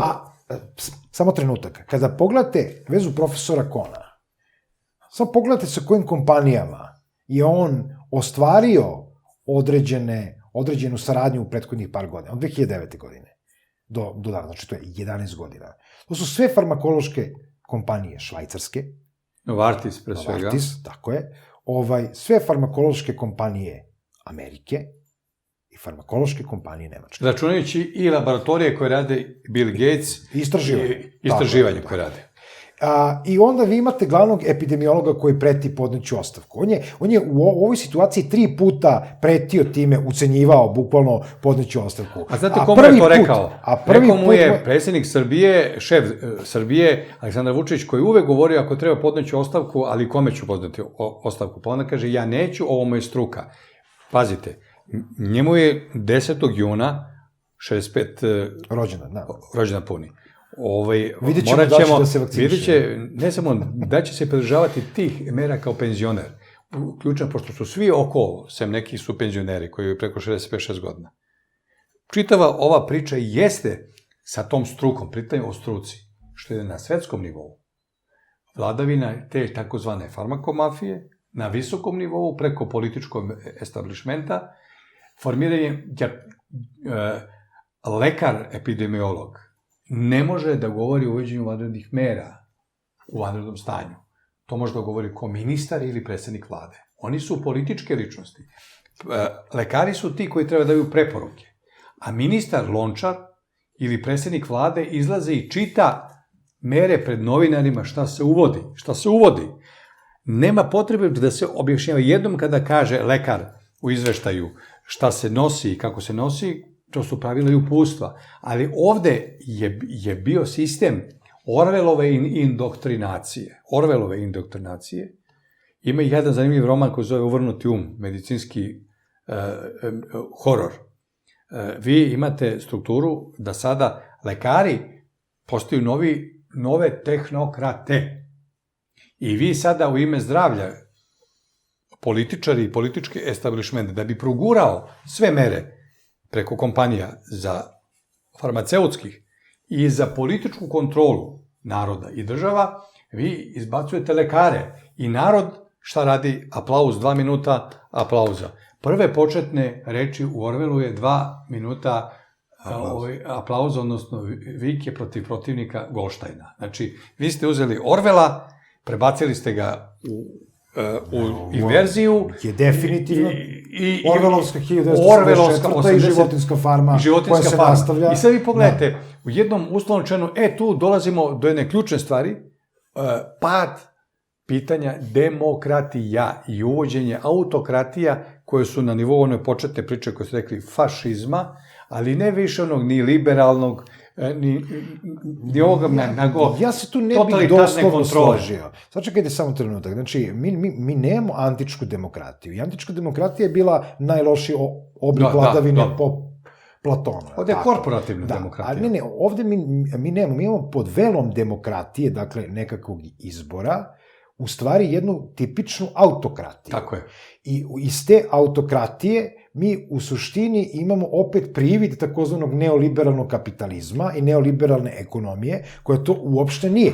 Mi u ovom trenutku, sa stanovišta ekonomije, imamo potpuni raspad sistema. Samo činjenica da nama treba 7,5 milijardi da pokrijemo dugove iz prethodne godine, znači pričamo o državi Srbiji, a mi pričamo o nekom rastu od 2,3 milijarde. Znači da bismo mi morali da napravimo 10 milijardi na enti. Šta znači na taj enti? Ekonomisti znaju da kad napravite 10 milijardi neto, koliko je to bruto? Pa 27. Ali to računaju na prodaju kapitalnih prirodnih resursa, prirodnih bogatstava od đuture. Šta to znači? To znači da prodate Kinezima kompletna nalazišta litijuma. Pa to je već prodato. Mislim, to nema... Ne mislim kompletno, da ih prodate onako od đuture, kaže za buduće, za 20 milijardi. Ovako kao što ste vi rekli, 20 milijardi. 27. Prodaja zlata o borskim rudnicima, recimo za jedno 15 ili 10-15 milijardi. I idemo na Bajavac, na Ibru, ruda bor ili boraksa, koja će tek ići, pošto je povučen Rio Tinto, i računaju u sledećoj iteraciji. Više nisu u pitanju ove fabrike i ovo, nego mineralne sirovine. Mineralne sirovine. I zato politički vrh izbjegava da govori o Kosovu i Metohiji, o svojim energetskim interesima na prirodne sirovine na Kosovu i Metohiji. Zašto su to već preuzele kompanije Wesley Clarka, Albrightove, ovih francuskih... Montgomerya između ostalog. Montgomerya i drugih korporacija, one su već stavile šapu na prirodne resurse koji su u vlasništvu Srbije. I vi onda nijednom delu niste spomenuli za katastar prirodne resurse koje imate na Kosovu i Metohiji i prirodne resurse u Srbiji. I sve govorite o ulaganjima. U suštini se radi o prodaji. O prodaji to s tim što mi opet imamo grubo kršenje Ustava Republike Srbije. Dakle, po Ustavu Republike Srbije niko od nas nije vlasnik zemlje. Zemlja je država je vlasnik zemlje, mi je samo koristimo. Dakle, mi imamo određenu vrstu koncesije nad njom i država po svoje potrebi, ako se sećate toga, hoće da gradi put preko vaše njive, oni kažu nema problema, mi ćemo to vama refundirati na neki drugi način, sad ćemo da izgradimo tu neki tunel, most, put, šta god. I zato je država vlasnik kompletne zemlje. Ne možete vi biti, pa mi izmeste vam kuću, mislim, između ostalog. Takav je Ustav. Znači, Ustav je prvo prekršen u donošenju vanrednog stanja. A jednostavno mi imamo jedan teatar koji se dešava, dakle, to je 15. mart, uvođenje vanrednog stanja. Mi smo se ovde videli 18. čini mi se. 15. marta uvođenje vanrednog stanja u 9 uveče.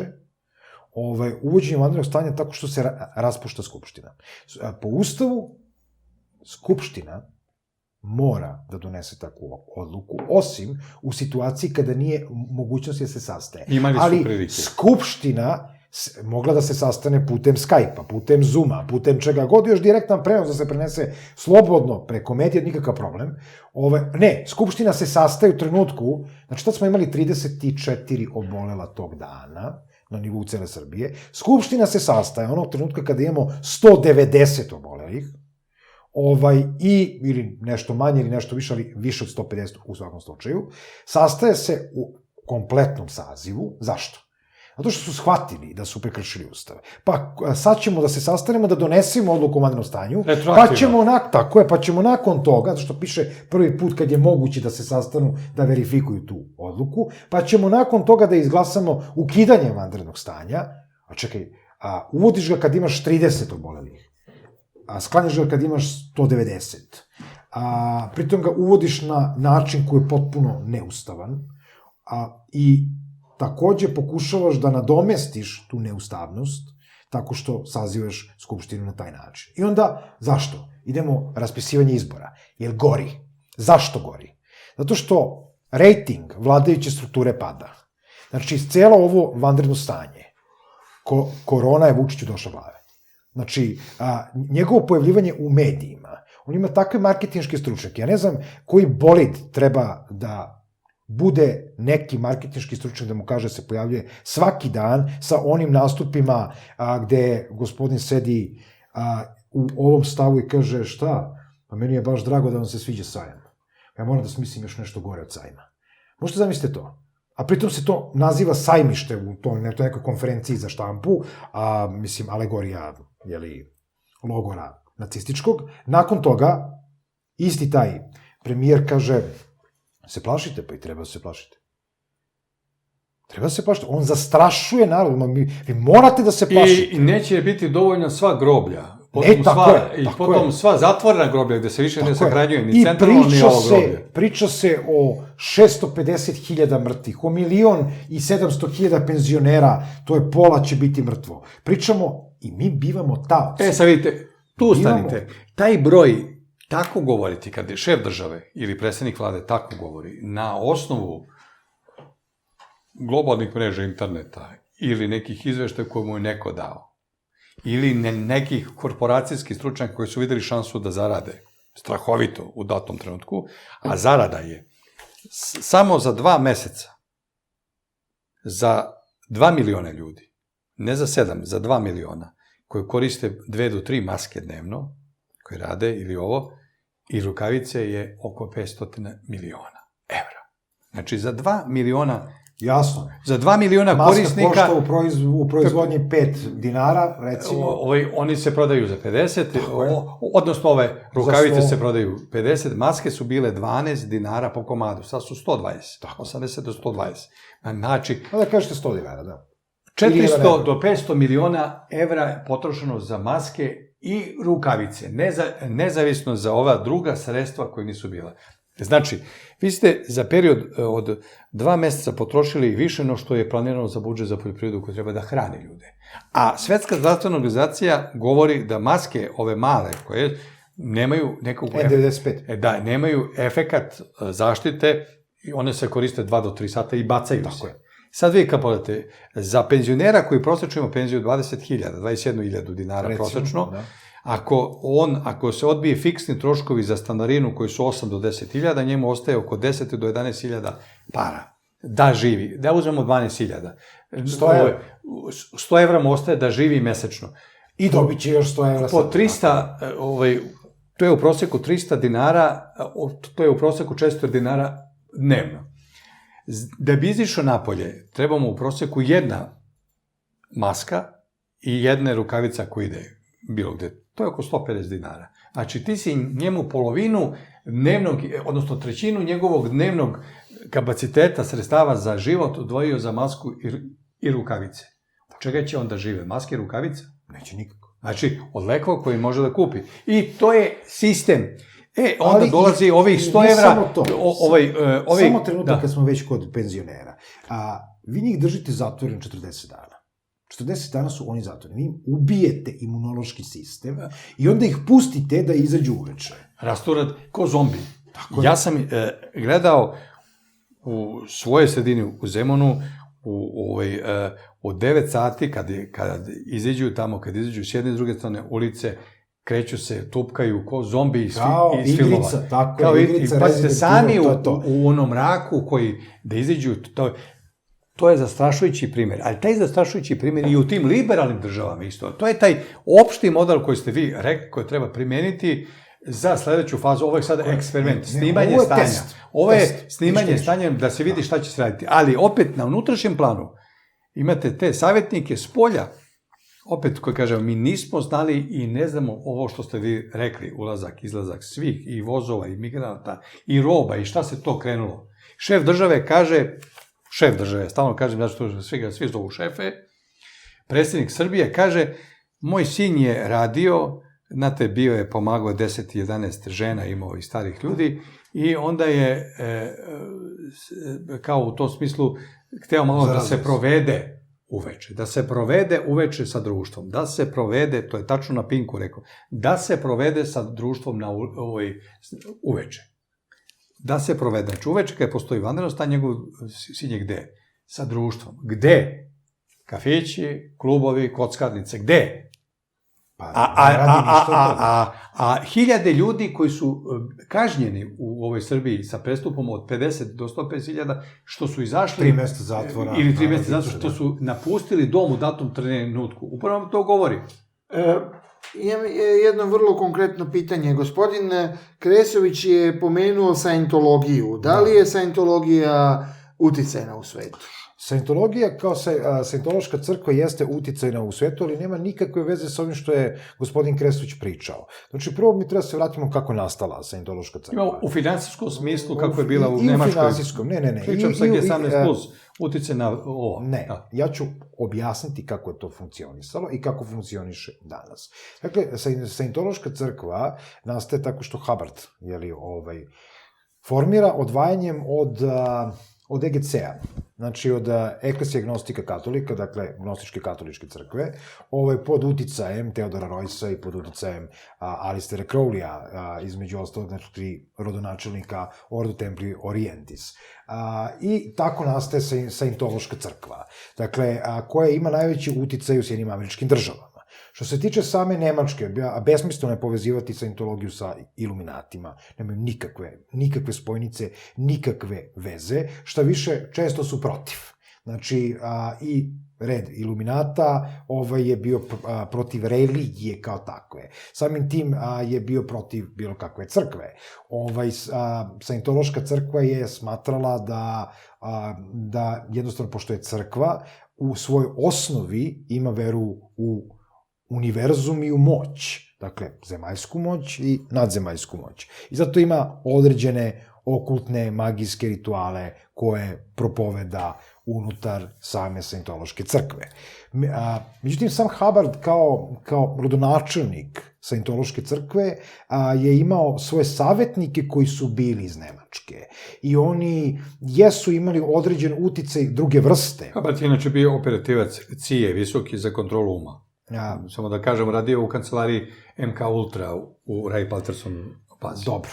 Ok, da je bio pripadnik CIA, mnogi su bili pripadnici. Ne, pričam, on je visoki, plasirani istraživač i mislim, to je poznato. Apsolutno, i svi savjetnici, on je bio savjetnik 50. godina za projekt MK Ultra, znači primjena halucinogenih droga i kontrolu uma. Dobro, doći ćemo. Nadam se i do toga. Prvo, taj projekat MK Ultra nikad nije postojao. Jeste. Nije. To je čista teorija zavere. Ne. Kao i prosto komitet 300. Ovo što pričate, mene čudi. MK Ultra apsolutno postojalo u Wright-Patterson bazi i istraživački centri. Postoje dokumenta. Ja bih volio da kažete iz kojih dokumenta govorite, a ja ću da vam kažem koji su relevantni. Drugo, da taj komitet 300 postoji. On je evidentan da postoji. Mnogo veći autoriteti od mene i od vas su to napisali, objavili i saopštili. Ali... Na osnovu kojih činjenica? Na osnovu činjenica. Pa sve vreme pričamo o vladarima. Ko je vladar komiteta 300? Pa Britanija. Dobro. Pa oni su... Ali se to ne zove komitet 300. Ne, oni su komitet 300 uslovno rečeno. Između ostalog dole ide Bilderberg, Trilaterala, Rockefelleri. Svetska banka, MMF, medijski interesi, farmaceutika. I to se zove komitet 300. To je uslovno rečeno taj sistem koga ljudi koji proučavaju to, više od mene i od vas pišu. Ja se sa vama slažem. A ovo što se tiče Scientologa, i tekako su postojali, glavna im je sfera bila u finansijama, zato su ih u Nemačkoj i zabranili. Krenuli su u Mađarskoj. Preko Alpe Adria banke funkcionišu u Mađarskoj. Tu je, između ostalog, i bivši guverner naše banke, Jelašić, došao iz Mađarske po toj preporuci. Scientološka crkva, za vašu informaciju, nikada nije postojala u Mađarskoj. Ja pričam Scientološka sekta. Ne, Scientološka crkva ja je vrlo jasno vidite, definisana. O Scientolozima, ako ukucate, ne samo u pretraživačima, zabrana Scientologa u Nemačkoj po sistemima financija, upravljanje financije, oni su zabranjeni u Nemačkoj 78. godine. U Mađarskoj su dozvoljeni. Preko Mađarske su prešli na Balkan. Taj model Kad? piramidalnih sistema, 90. godine, ja sam opet rekao... To nije Soros. Ne. Nemojte da vezujete Soroša. Ma ne pričam ja o Sorošu. Dobro. Ja uopšte nisam pričao ni o iluminatima. Vi ste pogrešili to što ste me razumeli. Ja pričam, a su oni imali Hubbardov sistem i Ko je negovao Hubbardov sistem?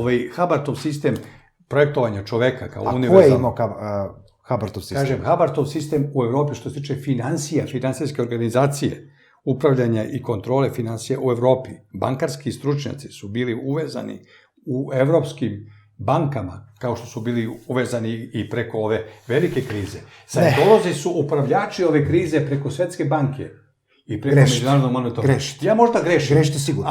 Ali da ostavimo javnosti koja prati ovde, možda bolje zna i od vas i od mene, pa neka samo proceni. Dobro, Ne sumnjam. gospodine Kresić, Ne samo da sumnjam završi da- gospodin Eto, Dimitrijević. ona sama neka priču. proceni. Onaj ko bude gledao, on će da proceni. Gospodin Dimitrijević, samo da završi gospodin Dimitrijević priču Ima, o Scientologiji. ima i boljih poznavaoca od mene od vas. Jer je Okej, vrlo je zanimljivo. Svakako ima boljih poznavaoca od mene. I od mene i od vas.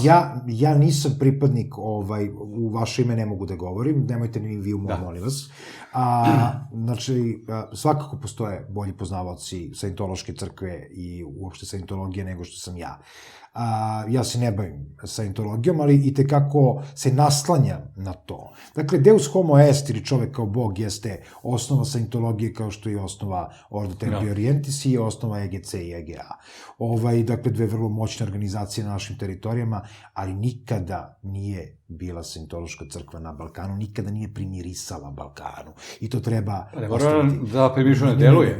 Ne. mora Sačekajte. preko pojedinaca, preko uticaja. Sačekajte. Znači, prva stvar. Scientološka crkva je izuzetno moćna u Sjedinjenim Američkim Državama i izuzetno je rasprostranjena na severnoameričkom kontinentu. I tekako poštuje rad Ordo Templi Orientis i kloni ga se, zato što je Ordo Templi Orientis mnogo jači u odnosu na svoje utice. A bankari koji su vezani za Scientološku crkvu uopšte nisu neki moćni, to nije top 25. Znači, kad pričamo o bankarskom sistemu, mi imamo top 25. Top 25 banking. Znači, ljudi koji trguju ozbiljnim bankarskim instrumentima, investicionim fondovima, kreiranjem parainvesticionih fondova, kao što su fondovi Europske unije, projekti Horizona i tako dalje, što je u suštini mazanje očiju i pranje novca. To imamo u Evropi, dakle, programi Evropske unije, EBRD i tako dalje. Znači, mi pričamo na tu temu. I to ima veze sa Georgeom Sorošem, između ostalog, i sa Fondom za otvoreno društvo i sa kompletnim tim projektima koji se dešavaju pod sistemom evropski projekti. Ali nema nikakve veze sa Scientološkom crkvom. Znači, Scientološka crkva u Sjedinjenim Američkim Državama je u ovom trenutku organizacija koja drži kompletan Hollywood. Finansijski dovoljno moćna da ima uticaj na Fed, apsolutno. Finansijski dovoljno moćna da ima uticaj na Švajcarsku. Da ima uticaj preko Bilderberga, preko trilaterale. Odgovorili ste sada na to? Ne, dopustite mi da završim. Za ovo što sam hteo da kažem. Vi se niste dobro izrazili. Ali vi se u principu slažete. Ne, vi se samo niste dobro izrazili. Da ne brkamo nešto. Znači, uticaj na Balkanu Scientološke crkve je 0. Uticaj finansijskih korporacija koje pripadaju takozvanom izmišljenom komitetu 300, znači ta organizacija komitet 300 ne postoji, nikada nije postojala. Priče Milana Vidojevića, Dušana Dunđera i ostalih, Dejana Lučića ili već ne znam ko je pominjao sve to, o komitetu 300 su gluposti. Znači, ja vam sada kažem. Samo recite, koji vam je argument da pričate o glupostima?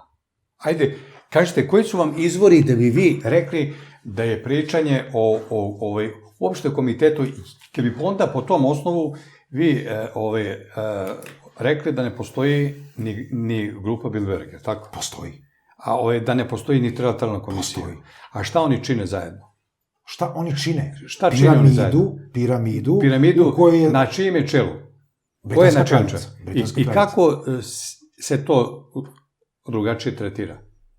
Vi možete kazati komitet i 10, i 20, i 30, 100. Ali komitet 300 nikada zvanično nije postojao. Ne nikada, postoji dokument o osnivanju tako nikad nečega. neće ni postojati, ali je stavljena kao definicija, kao odrednica za... Mi to možemo da zovemo kako hoćete. Ne, samo, vidite, vi kad kažete ne postoji, vi onda izolujete priču da ne postoji parcijalno jedan centar moći ili kažete, jedan centar moći postoji, ali nigde ne postoji organizovan, postoji organizovan. Ne, i tekako postoji organizovan. Vidi, stručnjak za grupu Bilderberger, koji on je novinar, on je Esulin. Da, Daniel Esulin. Mislim da bi trebalo imati poverenje u ono što je on napisao, je li tako? Mislim, on se godinama bavio tim i žrtvovao i bio je više puta na ivici da izgubi svoj život proučavajući te mreže. I mislim, pa ne da sam siguran, nego na osnovu svega onoga što se može videti. Znači, to što priča, da priča nešto Vidojević ili Lučić ili vi ili ja, da ostavimo to ljudima koji ovo prate emisiju, koji neki bolje znaju od nas. A dobro, ali vi se u principu, gospodine Kresoviću, slažete, ovo je samo rasprava oko terminologije. Ja inače... U suštini se slažete. Ja ne volim, ja imam 60 godina, ne volim da ni u jednoj priči diskvalifikuje bilo koga, pa čak i ako greši. Pa čak i u uslovima, evo, vi ste sebe nazvali hermetizmom, stručnjakom, doktorom za hermetizam i religiju. Nije, gospodin... Ja sam doktor hermetičke astrologije. Hermetička astrologija je nešto drugo zamena za reč magija. Nije tačno. Jeste, hermetizam je... Kad ga pa jeste. Nije tačno. Jeste, evo, ja sam pročitao...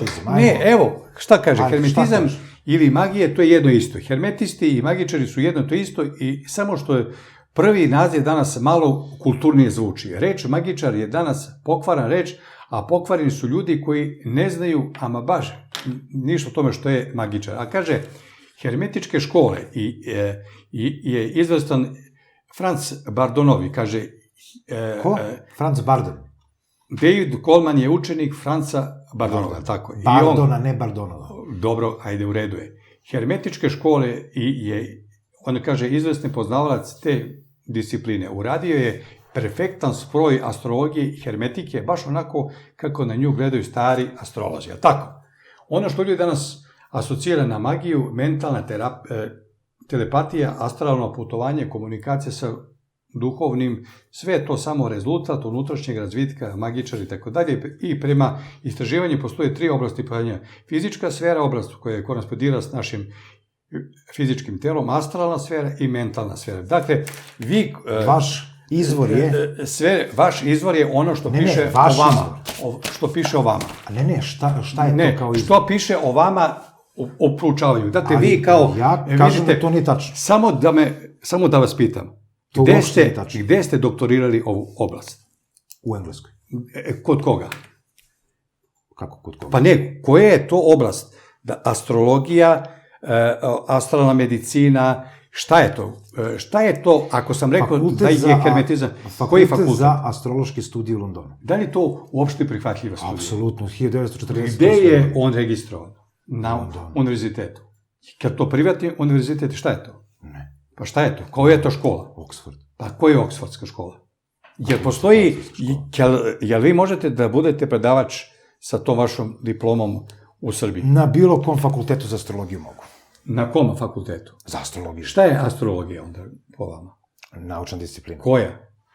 Naučna disciplina. U koju oblast spada astrologija? Koje vrste nauke? Ezoterične, prirodne, isto tamo društvene? Spada i psihologija. Dakle, deha polje. Nije tačno. Jeste. Znači, ne možete povezivati, vi ne možete povezivati astrologiju sa psihologijom. Ali neki gospodine Kresović kažu da psihologija nije nauka. Ne, psihologija je čista ezoterija. Da, ljudi to kažu. Psihologija nije ezoterija, ona možda nije nauka, ali ezoterija sigurno nije. Ali ljudi koji se bave kažu da nije baš egzaktno. Nikako nije egzaktno. Ali je ključna stvar. Ono što mene pogađa ovako kad slušam, uz svo poštovanje što smo izrazili mnoge zajedničke stvari, je što ne volim diskvalifikaciju bilo koga. A koga je diskvalifikovao gospodin Dimitrijević? Pa čuli ste malo čas. Bez obzira o kome. One koji dolaze isto kod vas. u emisije. Mislite gospodina Vidovića i Lučića? Bez obzira o kome da. se radi. Znači, I gospodina Ali Duđera. nisam ljude- je diskvalifikuo, ne. ja sam samo rekao da komitet 300, kako Ne, ga pričali oni ste- nazivaju kao organizacija, ne, oprostite, rekli ste- A dobro, ali da, imate to- poštovanje ka radu gospodina Lučića, vidite, Vidovića. Tako je, ja sam sa njima sarađivao, ja sam s njima i prijatelj. Oprostite. Evo, on kaže da poštuje gospodina Lučića. Prijatelj i- ne može kazati to nema veze s mozgom. Može da kaže ja se s tim Komitet ne slažem. 300 ne vidite, postoji. rekli smo i IMK Ultra nikad nije postojao. kao takav projekat institucija nije u Wright Patterson banci je postojalo. Ne. Pa pogledajte, između 43. i 53. posle je obnovljen to. Obnovili su svoj rad. Sad ću da vam kažem, zašto su ove naše državnike sa Balkana smestili u Wright Patterson bazu? U Daytonu, u vazduhovnoj bazi. Miloševića, Franjo Tuđmana i ovo. Izetbegovića. A je znate zbog čega? Ajde, hoću vaše mišljenje. Ja sam to više puta i ovde rekao. Zato što su preko pregovora, nisu ih smestili u Cape David. Pa nisu bili za bolje. Ne, nije tačno, nego su imali period od 15 do 20 dana da izvrše kompletnu vrstu psihičke i mentalne obrade, da donesu, a putem prisile mentalnih projekcija donesu odluke kako su doneli odluke. Znači, hoću da vam kažem jednu stvar, vi imate potrebu da sakrijete nešto što znate, negde da otvorite nešto što znate, ali je ključ stvari što predmet astrologije, hermetizma i magije je danas deo tog jednog okultizma svetskog poretka. Isto kao i medicinski krugovi. Potpuno A isti. šta ste vi završili, gospodine Kresović? Organizacione nauke, fakultet. Organizacione Jeste, nauke. jeste. I vi ste novinar. Dakle, Jeste. niste školovani novinar. Školovani novinar završio fakultet političkih nauka. ali tako? Ne, uopšte novinarstvo je zanat. A zanat. Zanat je. I ako ga naučite I dobro... ne pripada I dekapolu. ako naučite zanatstvo u tom poslu, vi ćete da naučite kako se pravi vest, kako se pravi informacije, kako pravite komentar. Inače, sam preko 20 godina i komentator za mnoge listove bio, što uopšte to nije bitno. Ne osporavam vaše pravo da vi bilo šta iskažete suprotno onome što sam ja rekao, ali mi smeta kada ljude koji proučavaju dugi niz godina i pišu o tome knjige i imaju neki rezultat, smatrate da to ne postoji i da je to u tom smislu Ovo nije šalata. vređao gospodina Lučića, Vidovića i Dunđera. Rečeno je, poštuje. ne, rekao je da to ima veze. Ne, rekao sam za komitet 300. Otko znate da ga nema? Jeste saznali da ima ili nema? Ako su ozbiljni pisci, mnogo veći od vas o tome pisali. Jeste vi napisali knjigu o tome? Ne. Pa zašto ne napišete da kažete to ne postoji? Pa neću da napišem. A onda morate postojete onoga koji je napisao da imate kritički stav, ali da kažete to ne postoji. Jer vi kažete da ja treba da poštujem Jelenu Bačić-Alempić u kontekstu bavljenja psihologijom. Ne pričam ja o... Ja vas pitam, da li treba da poštujem... Ona je žena novinar koji piše knjige svoje i to je njeno delovanje. Ko je čita je. Molim vas. Nemojte. Ne. Znači, ako ćemo stavljati Jelenu Bačić-Alempić uz dužno poštovanje njene voditeljske sposobnosti... A dobro ne radi, to je svoj posao. Sačekajte da završim, inače ću početi da vas prekidam na svakoj rečenici i neće vam biti dobro od mene. To vam ozbiljno kažem. Dobro, vi ste malo mlađi, pa možete to dopričati. Pa, bez obzira da li sam mlađi ili sam stariji, verbalno sam vrlo vispren kad to želim. Ja samo iz poštovanja vaših godina to neću da radim. Ali i tekako mogu. I verbalno mogu da se nosim sa bilo kim, uključujući i predsjednika ove zemlje. To nismo. Ali morate sami sa sobom prvo. A sa sobom sam ja to završio. Kad? Odavno. Onog trenutka kad sam svoj ego spustio u pepeo. Znači, tog trenutka sam ja to završio. Znači, vi ste sad Feniks? Nisam Feniks. Jer iz pepela se dižete. Ne, ja nisam rekao da sam se podigao, ja sam rekao da sam svoj ego spustio u pepeo. A vi biste trebali malo da proučite taj deo u nekom ezoterijskom smislu šta to znači, pa onda da pričate o hermetizmu i magiji da je poistovećeno. Da li ste vi zalažete za proučavanje magije? Ne. Pa šta proučavate preko horoskopa ako ne i druge stvari, i magijske stvari? Pa šta proučavate? A to bi bilo... kažete šta proučavate? Ne. Sačekajte. To bi bilo isto kao kada bih ja lekaru, pulmologu, dakle koji se bavi disajnim putevima u organizmu, ga pitao da li se on bavi vodovodom. Da li se on bavi proučavanjem cevi unutar zidova? Što, ako honorarno radi vodovod, možete to da ga pitate? Može honorarno da se bavi tim, ali on je lekar, pulmolog. Ja ga kažem, da li se vi kroz pulmologiju, kroz istraživanje, kroz medicinu, dakle na medicinskom fakultetu ili kroz bolnicu, bavite vodoinstalaterskim radom? Može, ako proučava vodu na plućima, može. Dobro, ali nije to isto, gospodine. To je Kresić. nonsens. Pa kažem, to je nonsens, to. Onda bi ispalo da taj lekar isto tako poznaje hidrauliku, pa će se hidraulikom baviti u slobodno vreme, pa će između ostalog sebe nazvati ekspertom za, recimo, hidraulična vrata. Ogroman broj lekara tako misli.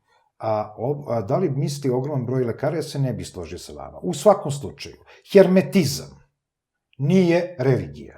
Hermetizam je gnostičko-filozofski sistem spoja mudrosti istoka i zapada u jednoj tačci.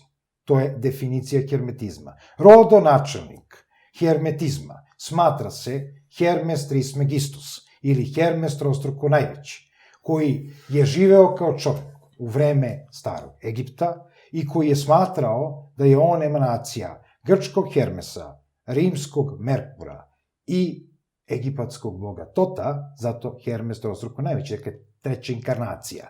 Šta je ostalo kao pisani trag od Hermesa Trismegistusa? Ostale su smaragdne tablice, ili ti Emerald Tablets, na kojima su napisane najveće filozofske mudrosti gnostičko-filozofskog sistema koji se naziva hermetizam. Takođe, divinacijski sistemi i 7 principa hermetizma, među kojima se nalazi astrologija kao jezik. Dakle, astrologija je jezik, kao i geomantija, kao i numerologija, kao i mnogi drugi sistemi divinacija, da ne ulazim sada sa time. Astrologija funkcioniše, ako ćemo da razgovaramo na tu temu, dakle, šta je hermetička astrologija?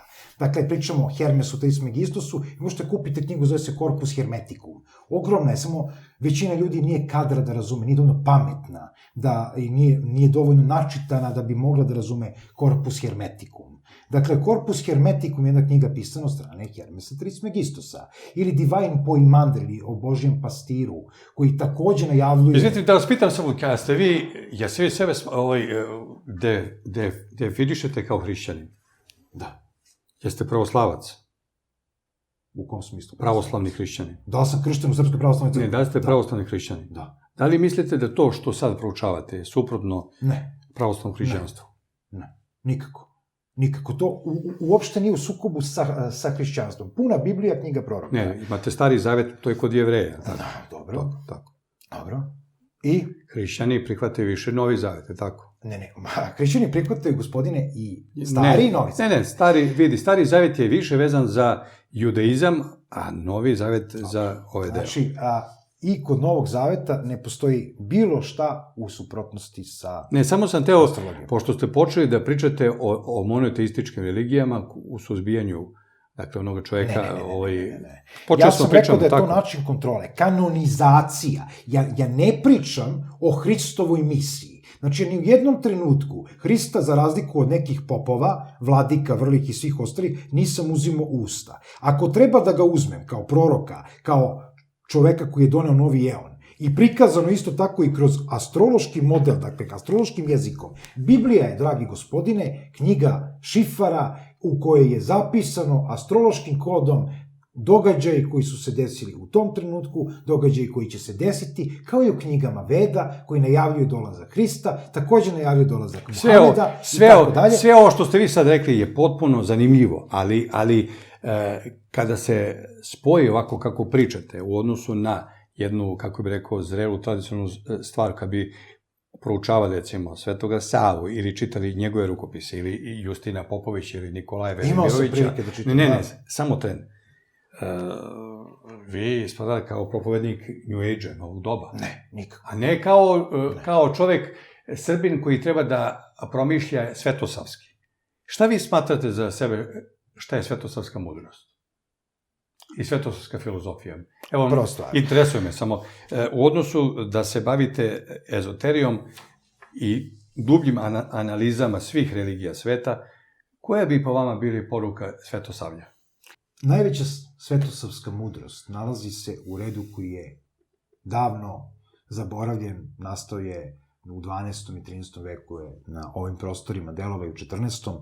U pitanju je red zmaja. Dakle, despot Stefan Lazarević, jedan od najučenijih ljudi svoga doba, čovek koji je, kako se priča, govorio 6 jezika, čitao, pisao i tako dalje, proučavao upravo taj hermetizam, proučavao mudrosti, misterije istoka i zapada, bavio se raznoraznim okultnim praksama i bio najveći zaštitnik hrišćanstva na ovim prostorima, kome između ostalog pripadao i Miloš Obilić, o kome je pisano u mnogim delima da je on ubio Murata na Kosovu, što nije tačno. Dakle, mi znamo u ovom trenutku da nije tačno, naš narod ne zna, nego veruje u tome da je Branković izdajnik, da je Obilić taj koji je ubio Murata, koji je na prevaru ubio cara i tako dalje. To uopšte nije tačno. Murat je poginuo u bici, između ostalog Obilić takođe, ali bio pripadnik reda Zmaja. Dakle, red Zmaja i grb Nemanjića, koji je tekako hermetičan, koji je stvorio isti taj Sveti Sava sa svojim bratom i svojim ocem Stefanom Nemanjom, kasnije monahom Simeonom, koji je bio član templarskog reda, dakle pripadnik templarskog reda. Sveti Sava je bio templar, jer drugačije ne bi mogao da ode za Svetu zemlju, templarskim brodovima, jer na templarske brodove se primaju isključivo templari. Dakle, Sveti Sava odlazi u Svetu zemlju i kupuje prvu srpsku arhijepiskopiju i to je nasleđe Svetosavlja. Zašto? Da bi se odvojio od Vizantije, da bi raskrstio sa Vizantijom, da bi bio bliži rimokatoličkoj crkvi, kao što je bio, pa je isto tako tog svetog, kasnije njegovog brata, Stefana Prvovenčanog, krunisao niko drugi nego papa, pa je blizina Vatikana, kao države, i Raške, ovekovečena u staroslavnim knjigama. Svetosavlje je završilo sa vizantijskim kanonom, odbacilo Vizantiju, porazilo Vizantiju do prvog srpskog cara, Stefana Dušana Uroša Velikog, koji je postao arhont i bazileus. U prevodu šta? Onaj kome je dato božansko pravo, arhe grčko, arhont i bazileus. I kakav vladar? Duhovni vladar, poglavar. U prevodu ono što bi danas bio patrijarh. Arhont i bazileus, car Dušan Silni. Ne vladar svih Srba i Grka, pogrešno tumačenje. I tekako pogrešno tumačenje. I stavljanje znaka jednakosti između grčkog pravoslavlja i srpskog pravoslavlja je potpuni nonsens. Kao što ga stavljaju i između ruskog i srpskog. Isto tako potpuni nonsens. Ali jedna stvar je vrlo interesantna. Rodonačelnik Ordo Templi Orientis, Alistair Crowley, Master Terion, koga je katolička i protestantska crkva nazvala velika zver 666, pa još i sinom đavola ga proglasili i tako dalje, gde se on sam smejao i uzeo to ime koje su mu dali, nikada ništa loše nije rekao protiv pravoslavne crkve, ni protiv pravoslavne liturgije. Bio je fasciniran liturgijom koju je imao prilike da vidi u Moskvi i onim što je uspeo da zatekne na ovim prostorima. Tako da, Svetosavlje je jedan potpuno sistem koji nastaje iz paganizma. Dakle, mi imamo naše svece, Srbinu možeš da psuješ Boga, ali nemoj da mu psuješ sveca. Sveca zaštitnika kuće, nikako. Jer tu si već na pragu da izazoveš sav njegov gnev. Šta su ti sveci? Pa oni su paganska božanstva. I mi to imamo. Imamo Svetog Iliju. Kada je dan Svetog Ilije? 2. avgusta, tako? 2. avgust, to je dan Peruna. Šta je Perun? Vrhovno božanstvo, isto što i Jupiter, isto što i Thor, tako, isto što i Zevs. Neko ko baca munje, i taj Sveti Ilija koji korčijama jaše po nebu i štuje đavola u obliku petla koji zapravo predstavlja Abraksas. I nije to ništa drugo. I u tom Svetosavlju Sveti Sava je vrlo dobro znao šta je radio. I zašto je raskrstio sa Vizantijom. I zašto je želeo da se približi rimokatoličkoj crkvi. I glavno nasljeđe Svetosavlja je red Zmaja. I to što Rumunija i Srbija nikada nisu ratovali. Jer za rumunskog cara Decibela, odnosno kralja, izvinjavam se, koji je takođe preuzeo nasleđe toga, postoje samo 2 svete stvari, on je to rekao Rumunima. Crno more i Srbija. I Rumuni će nas gledati uvek tako. A mi smo se prema njima odnosili kao da su najgori šljam za vreme Čaušeska. Tretirali smo ih kao državu 3. i 4. sveta. Onoga trenutka kada je Rumunija avanzovala, kada je Rumunija postala ozbiljna država i kad su nas ponovo prihvatili, između ostalog Rumunija je jedna od članica Europske unije i NATO zemalja koja nije potpisala nezavisno Kosovo i nikad neće. A zašto? Na temelju onoga što je ovekovečeno tada, što je stvoreno tim svetosavljem o kome vi pričate i puna su usta pripadnicima ovog naroda i određenim sveštenicima koji u svoje slobodno vreme ubiraju novčanice bez izdavanja fiskalnog računa, diluju narkotike i zloupotrebljavaju malu decu. Tog svetosavlja ne znaju mu ni ime, ni da se Rasko zvao, nego ga pominju na ovaj ili onaj način. A ne znaju mu ni kršteno ime. Zašto je svaki Nemanjić Stefan Uroš, sin nebeski? Zašto su Nemanjići? Jer nije Stefan Nemanja bez imanja, nego zato što je bio zmionoša, zato što je nosio zmaja u sebi. A njegov otac Zavida nije dobio ime kao što neka predanja kažu da mu zavide, nego je rođen na Svetog Vida, na Svetovida, dakle onog što sve vidi, onog predstavljeno okom piramide,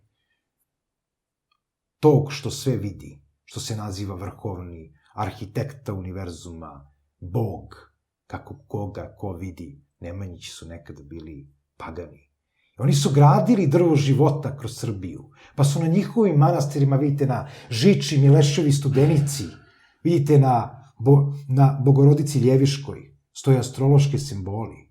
Nekada su astrološki simboli stajali i na zidovima patrijaršije dok nije obnovljena. Pričamo o Beogradskoj patrijaršiji, ne o patrijaršiji u Peći. Patrijaršija u Peći i dan danas nosi zodijačke simbole. Manastir Rilski u Bugarskoj, vrlo važan manastir za Srbiju, nosi zodijak na plafonu oko Hrista. Zašto? Jer to predstavlja nebeski svod. Astrologija je nebeski mantički kod. Mantički jezik nije magija. Magija je šarlatanstvo. Ne pričamo o vlaškim babama, o bosanskim sihirima i o ostalim budalaštinama. Astrologija je ozbiljna naučna disciplina i ozbiljan jezik. Onaj ko govori jezikom neba, onaj ko poznaje prašna margu, između ostalog, taj se može nazvati astrologom. I astrolozi su bili izuzetno cenjeni. Sve do podele astrologije, koje je doprineo Tycho Brahe i Johannes Kepler, na astronomiju i astrologiju. Astrologija je i dan danas cenjena, kao što kaže J.P. Morgan. Astrologija nije za milionere, nju koriste milijarderi. Očigledno, odlično, ovo je dobar šagort, lepo predavanje, mislim da će ljudi koji slušaju moći... Mislim da ste jedan i drugi bili odlični. Da, procene, mislim da će biti procene između astrologije, astronomije, psihologije i ovoga... Razne teme su pokrivene. Gospodine Kresoviću, gospodine Dimitrijeviću, hvala vam puno što ste bili gosti u našoj emisiji. Hvala Tešo. Poštovani gledalci, ovo je bila emisija i aktualna produkcija Balkan Info. Hvala što ste nas gledali. Hvala svima koji verno prate naše emisije i žele da pomognu u radu naše produkcije. Nijedna zemlja nije tako skupo platila svoju slobodu kao Srbija. Kupite naše majice na sajtu balkaninfo.rs.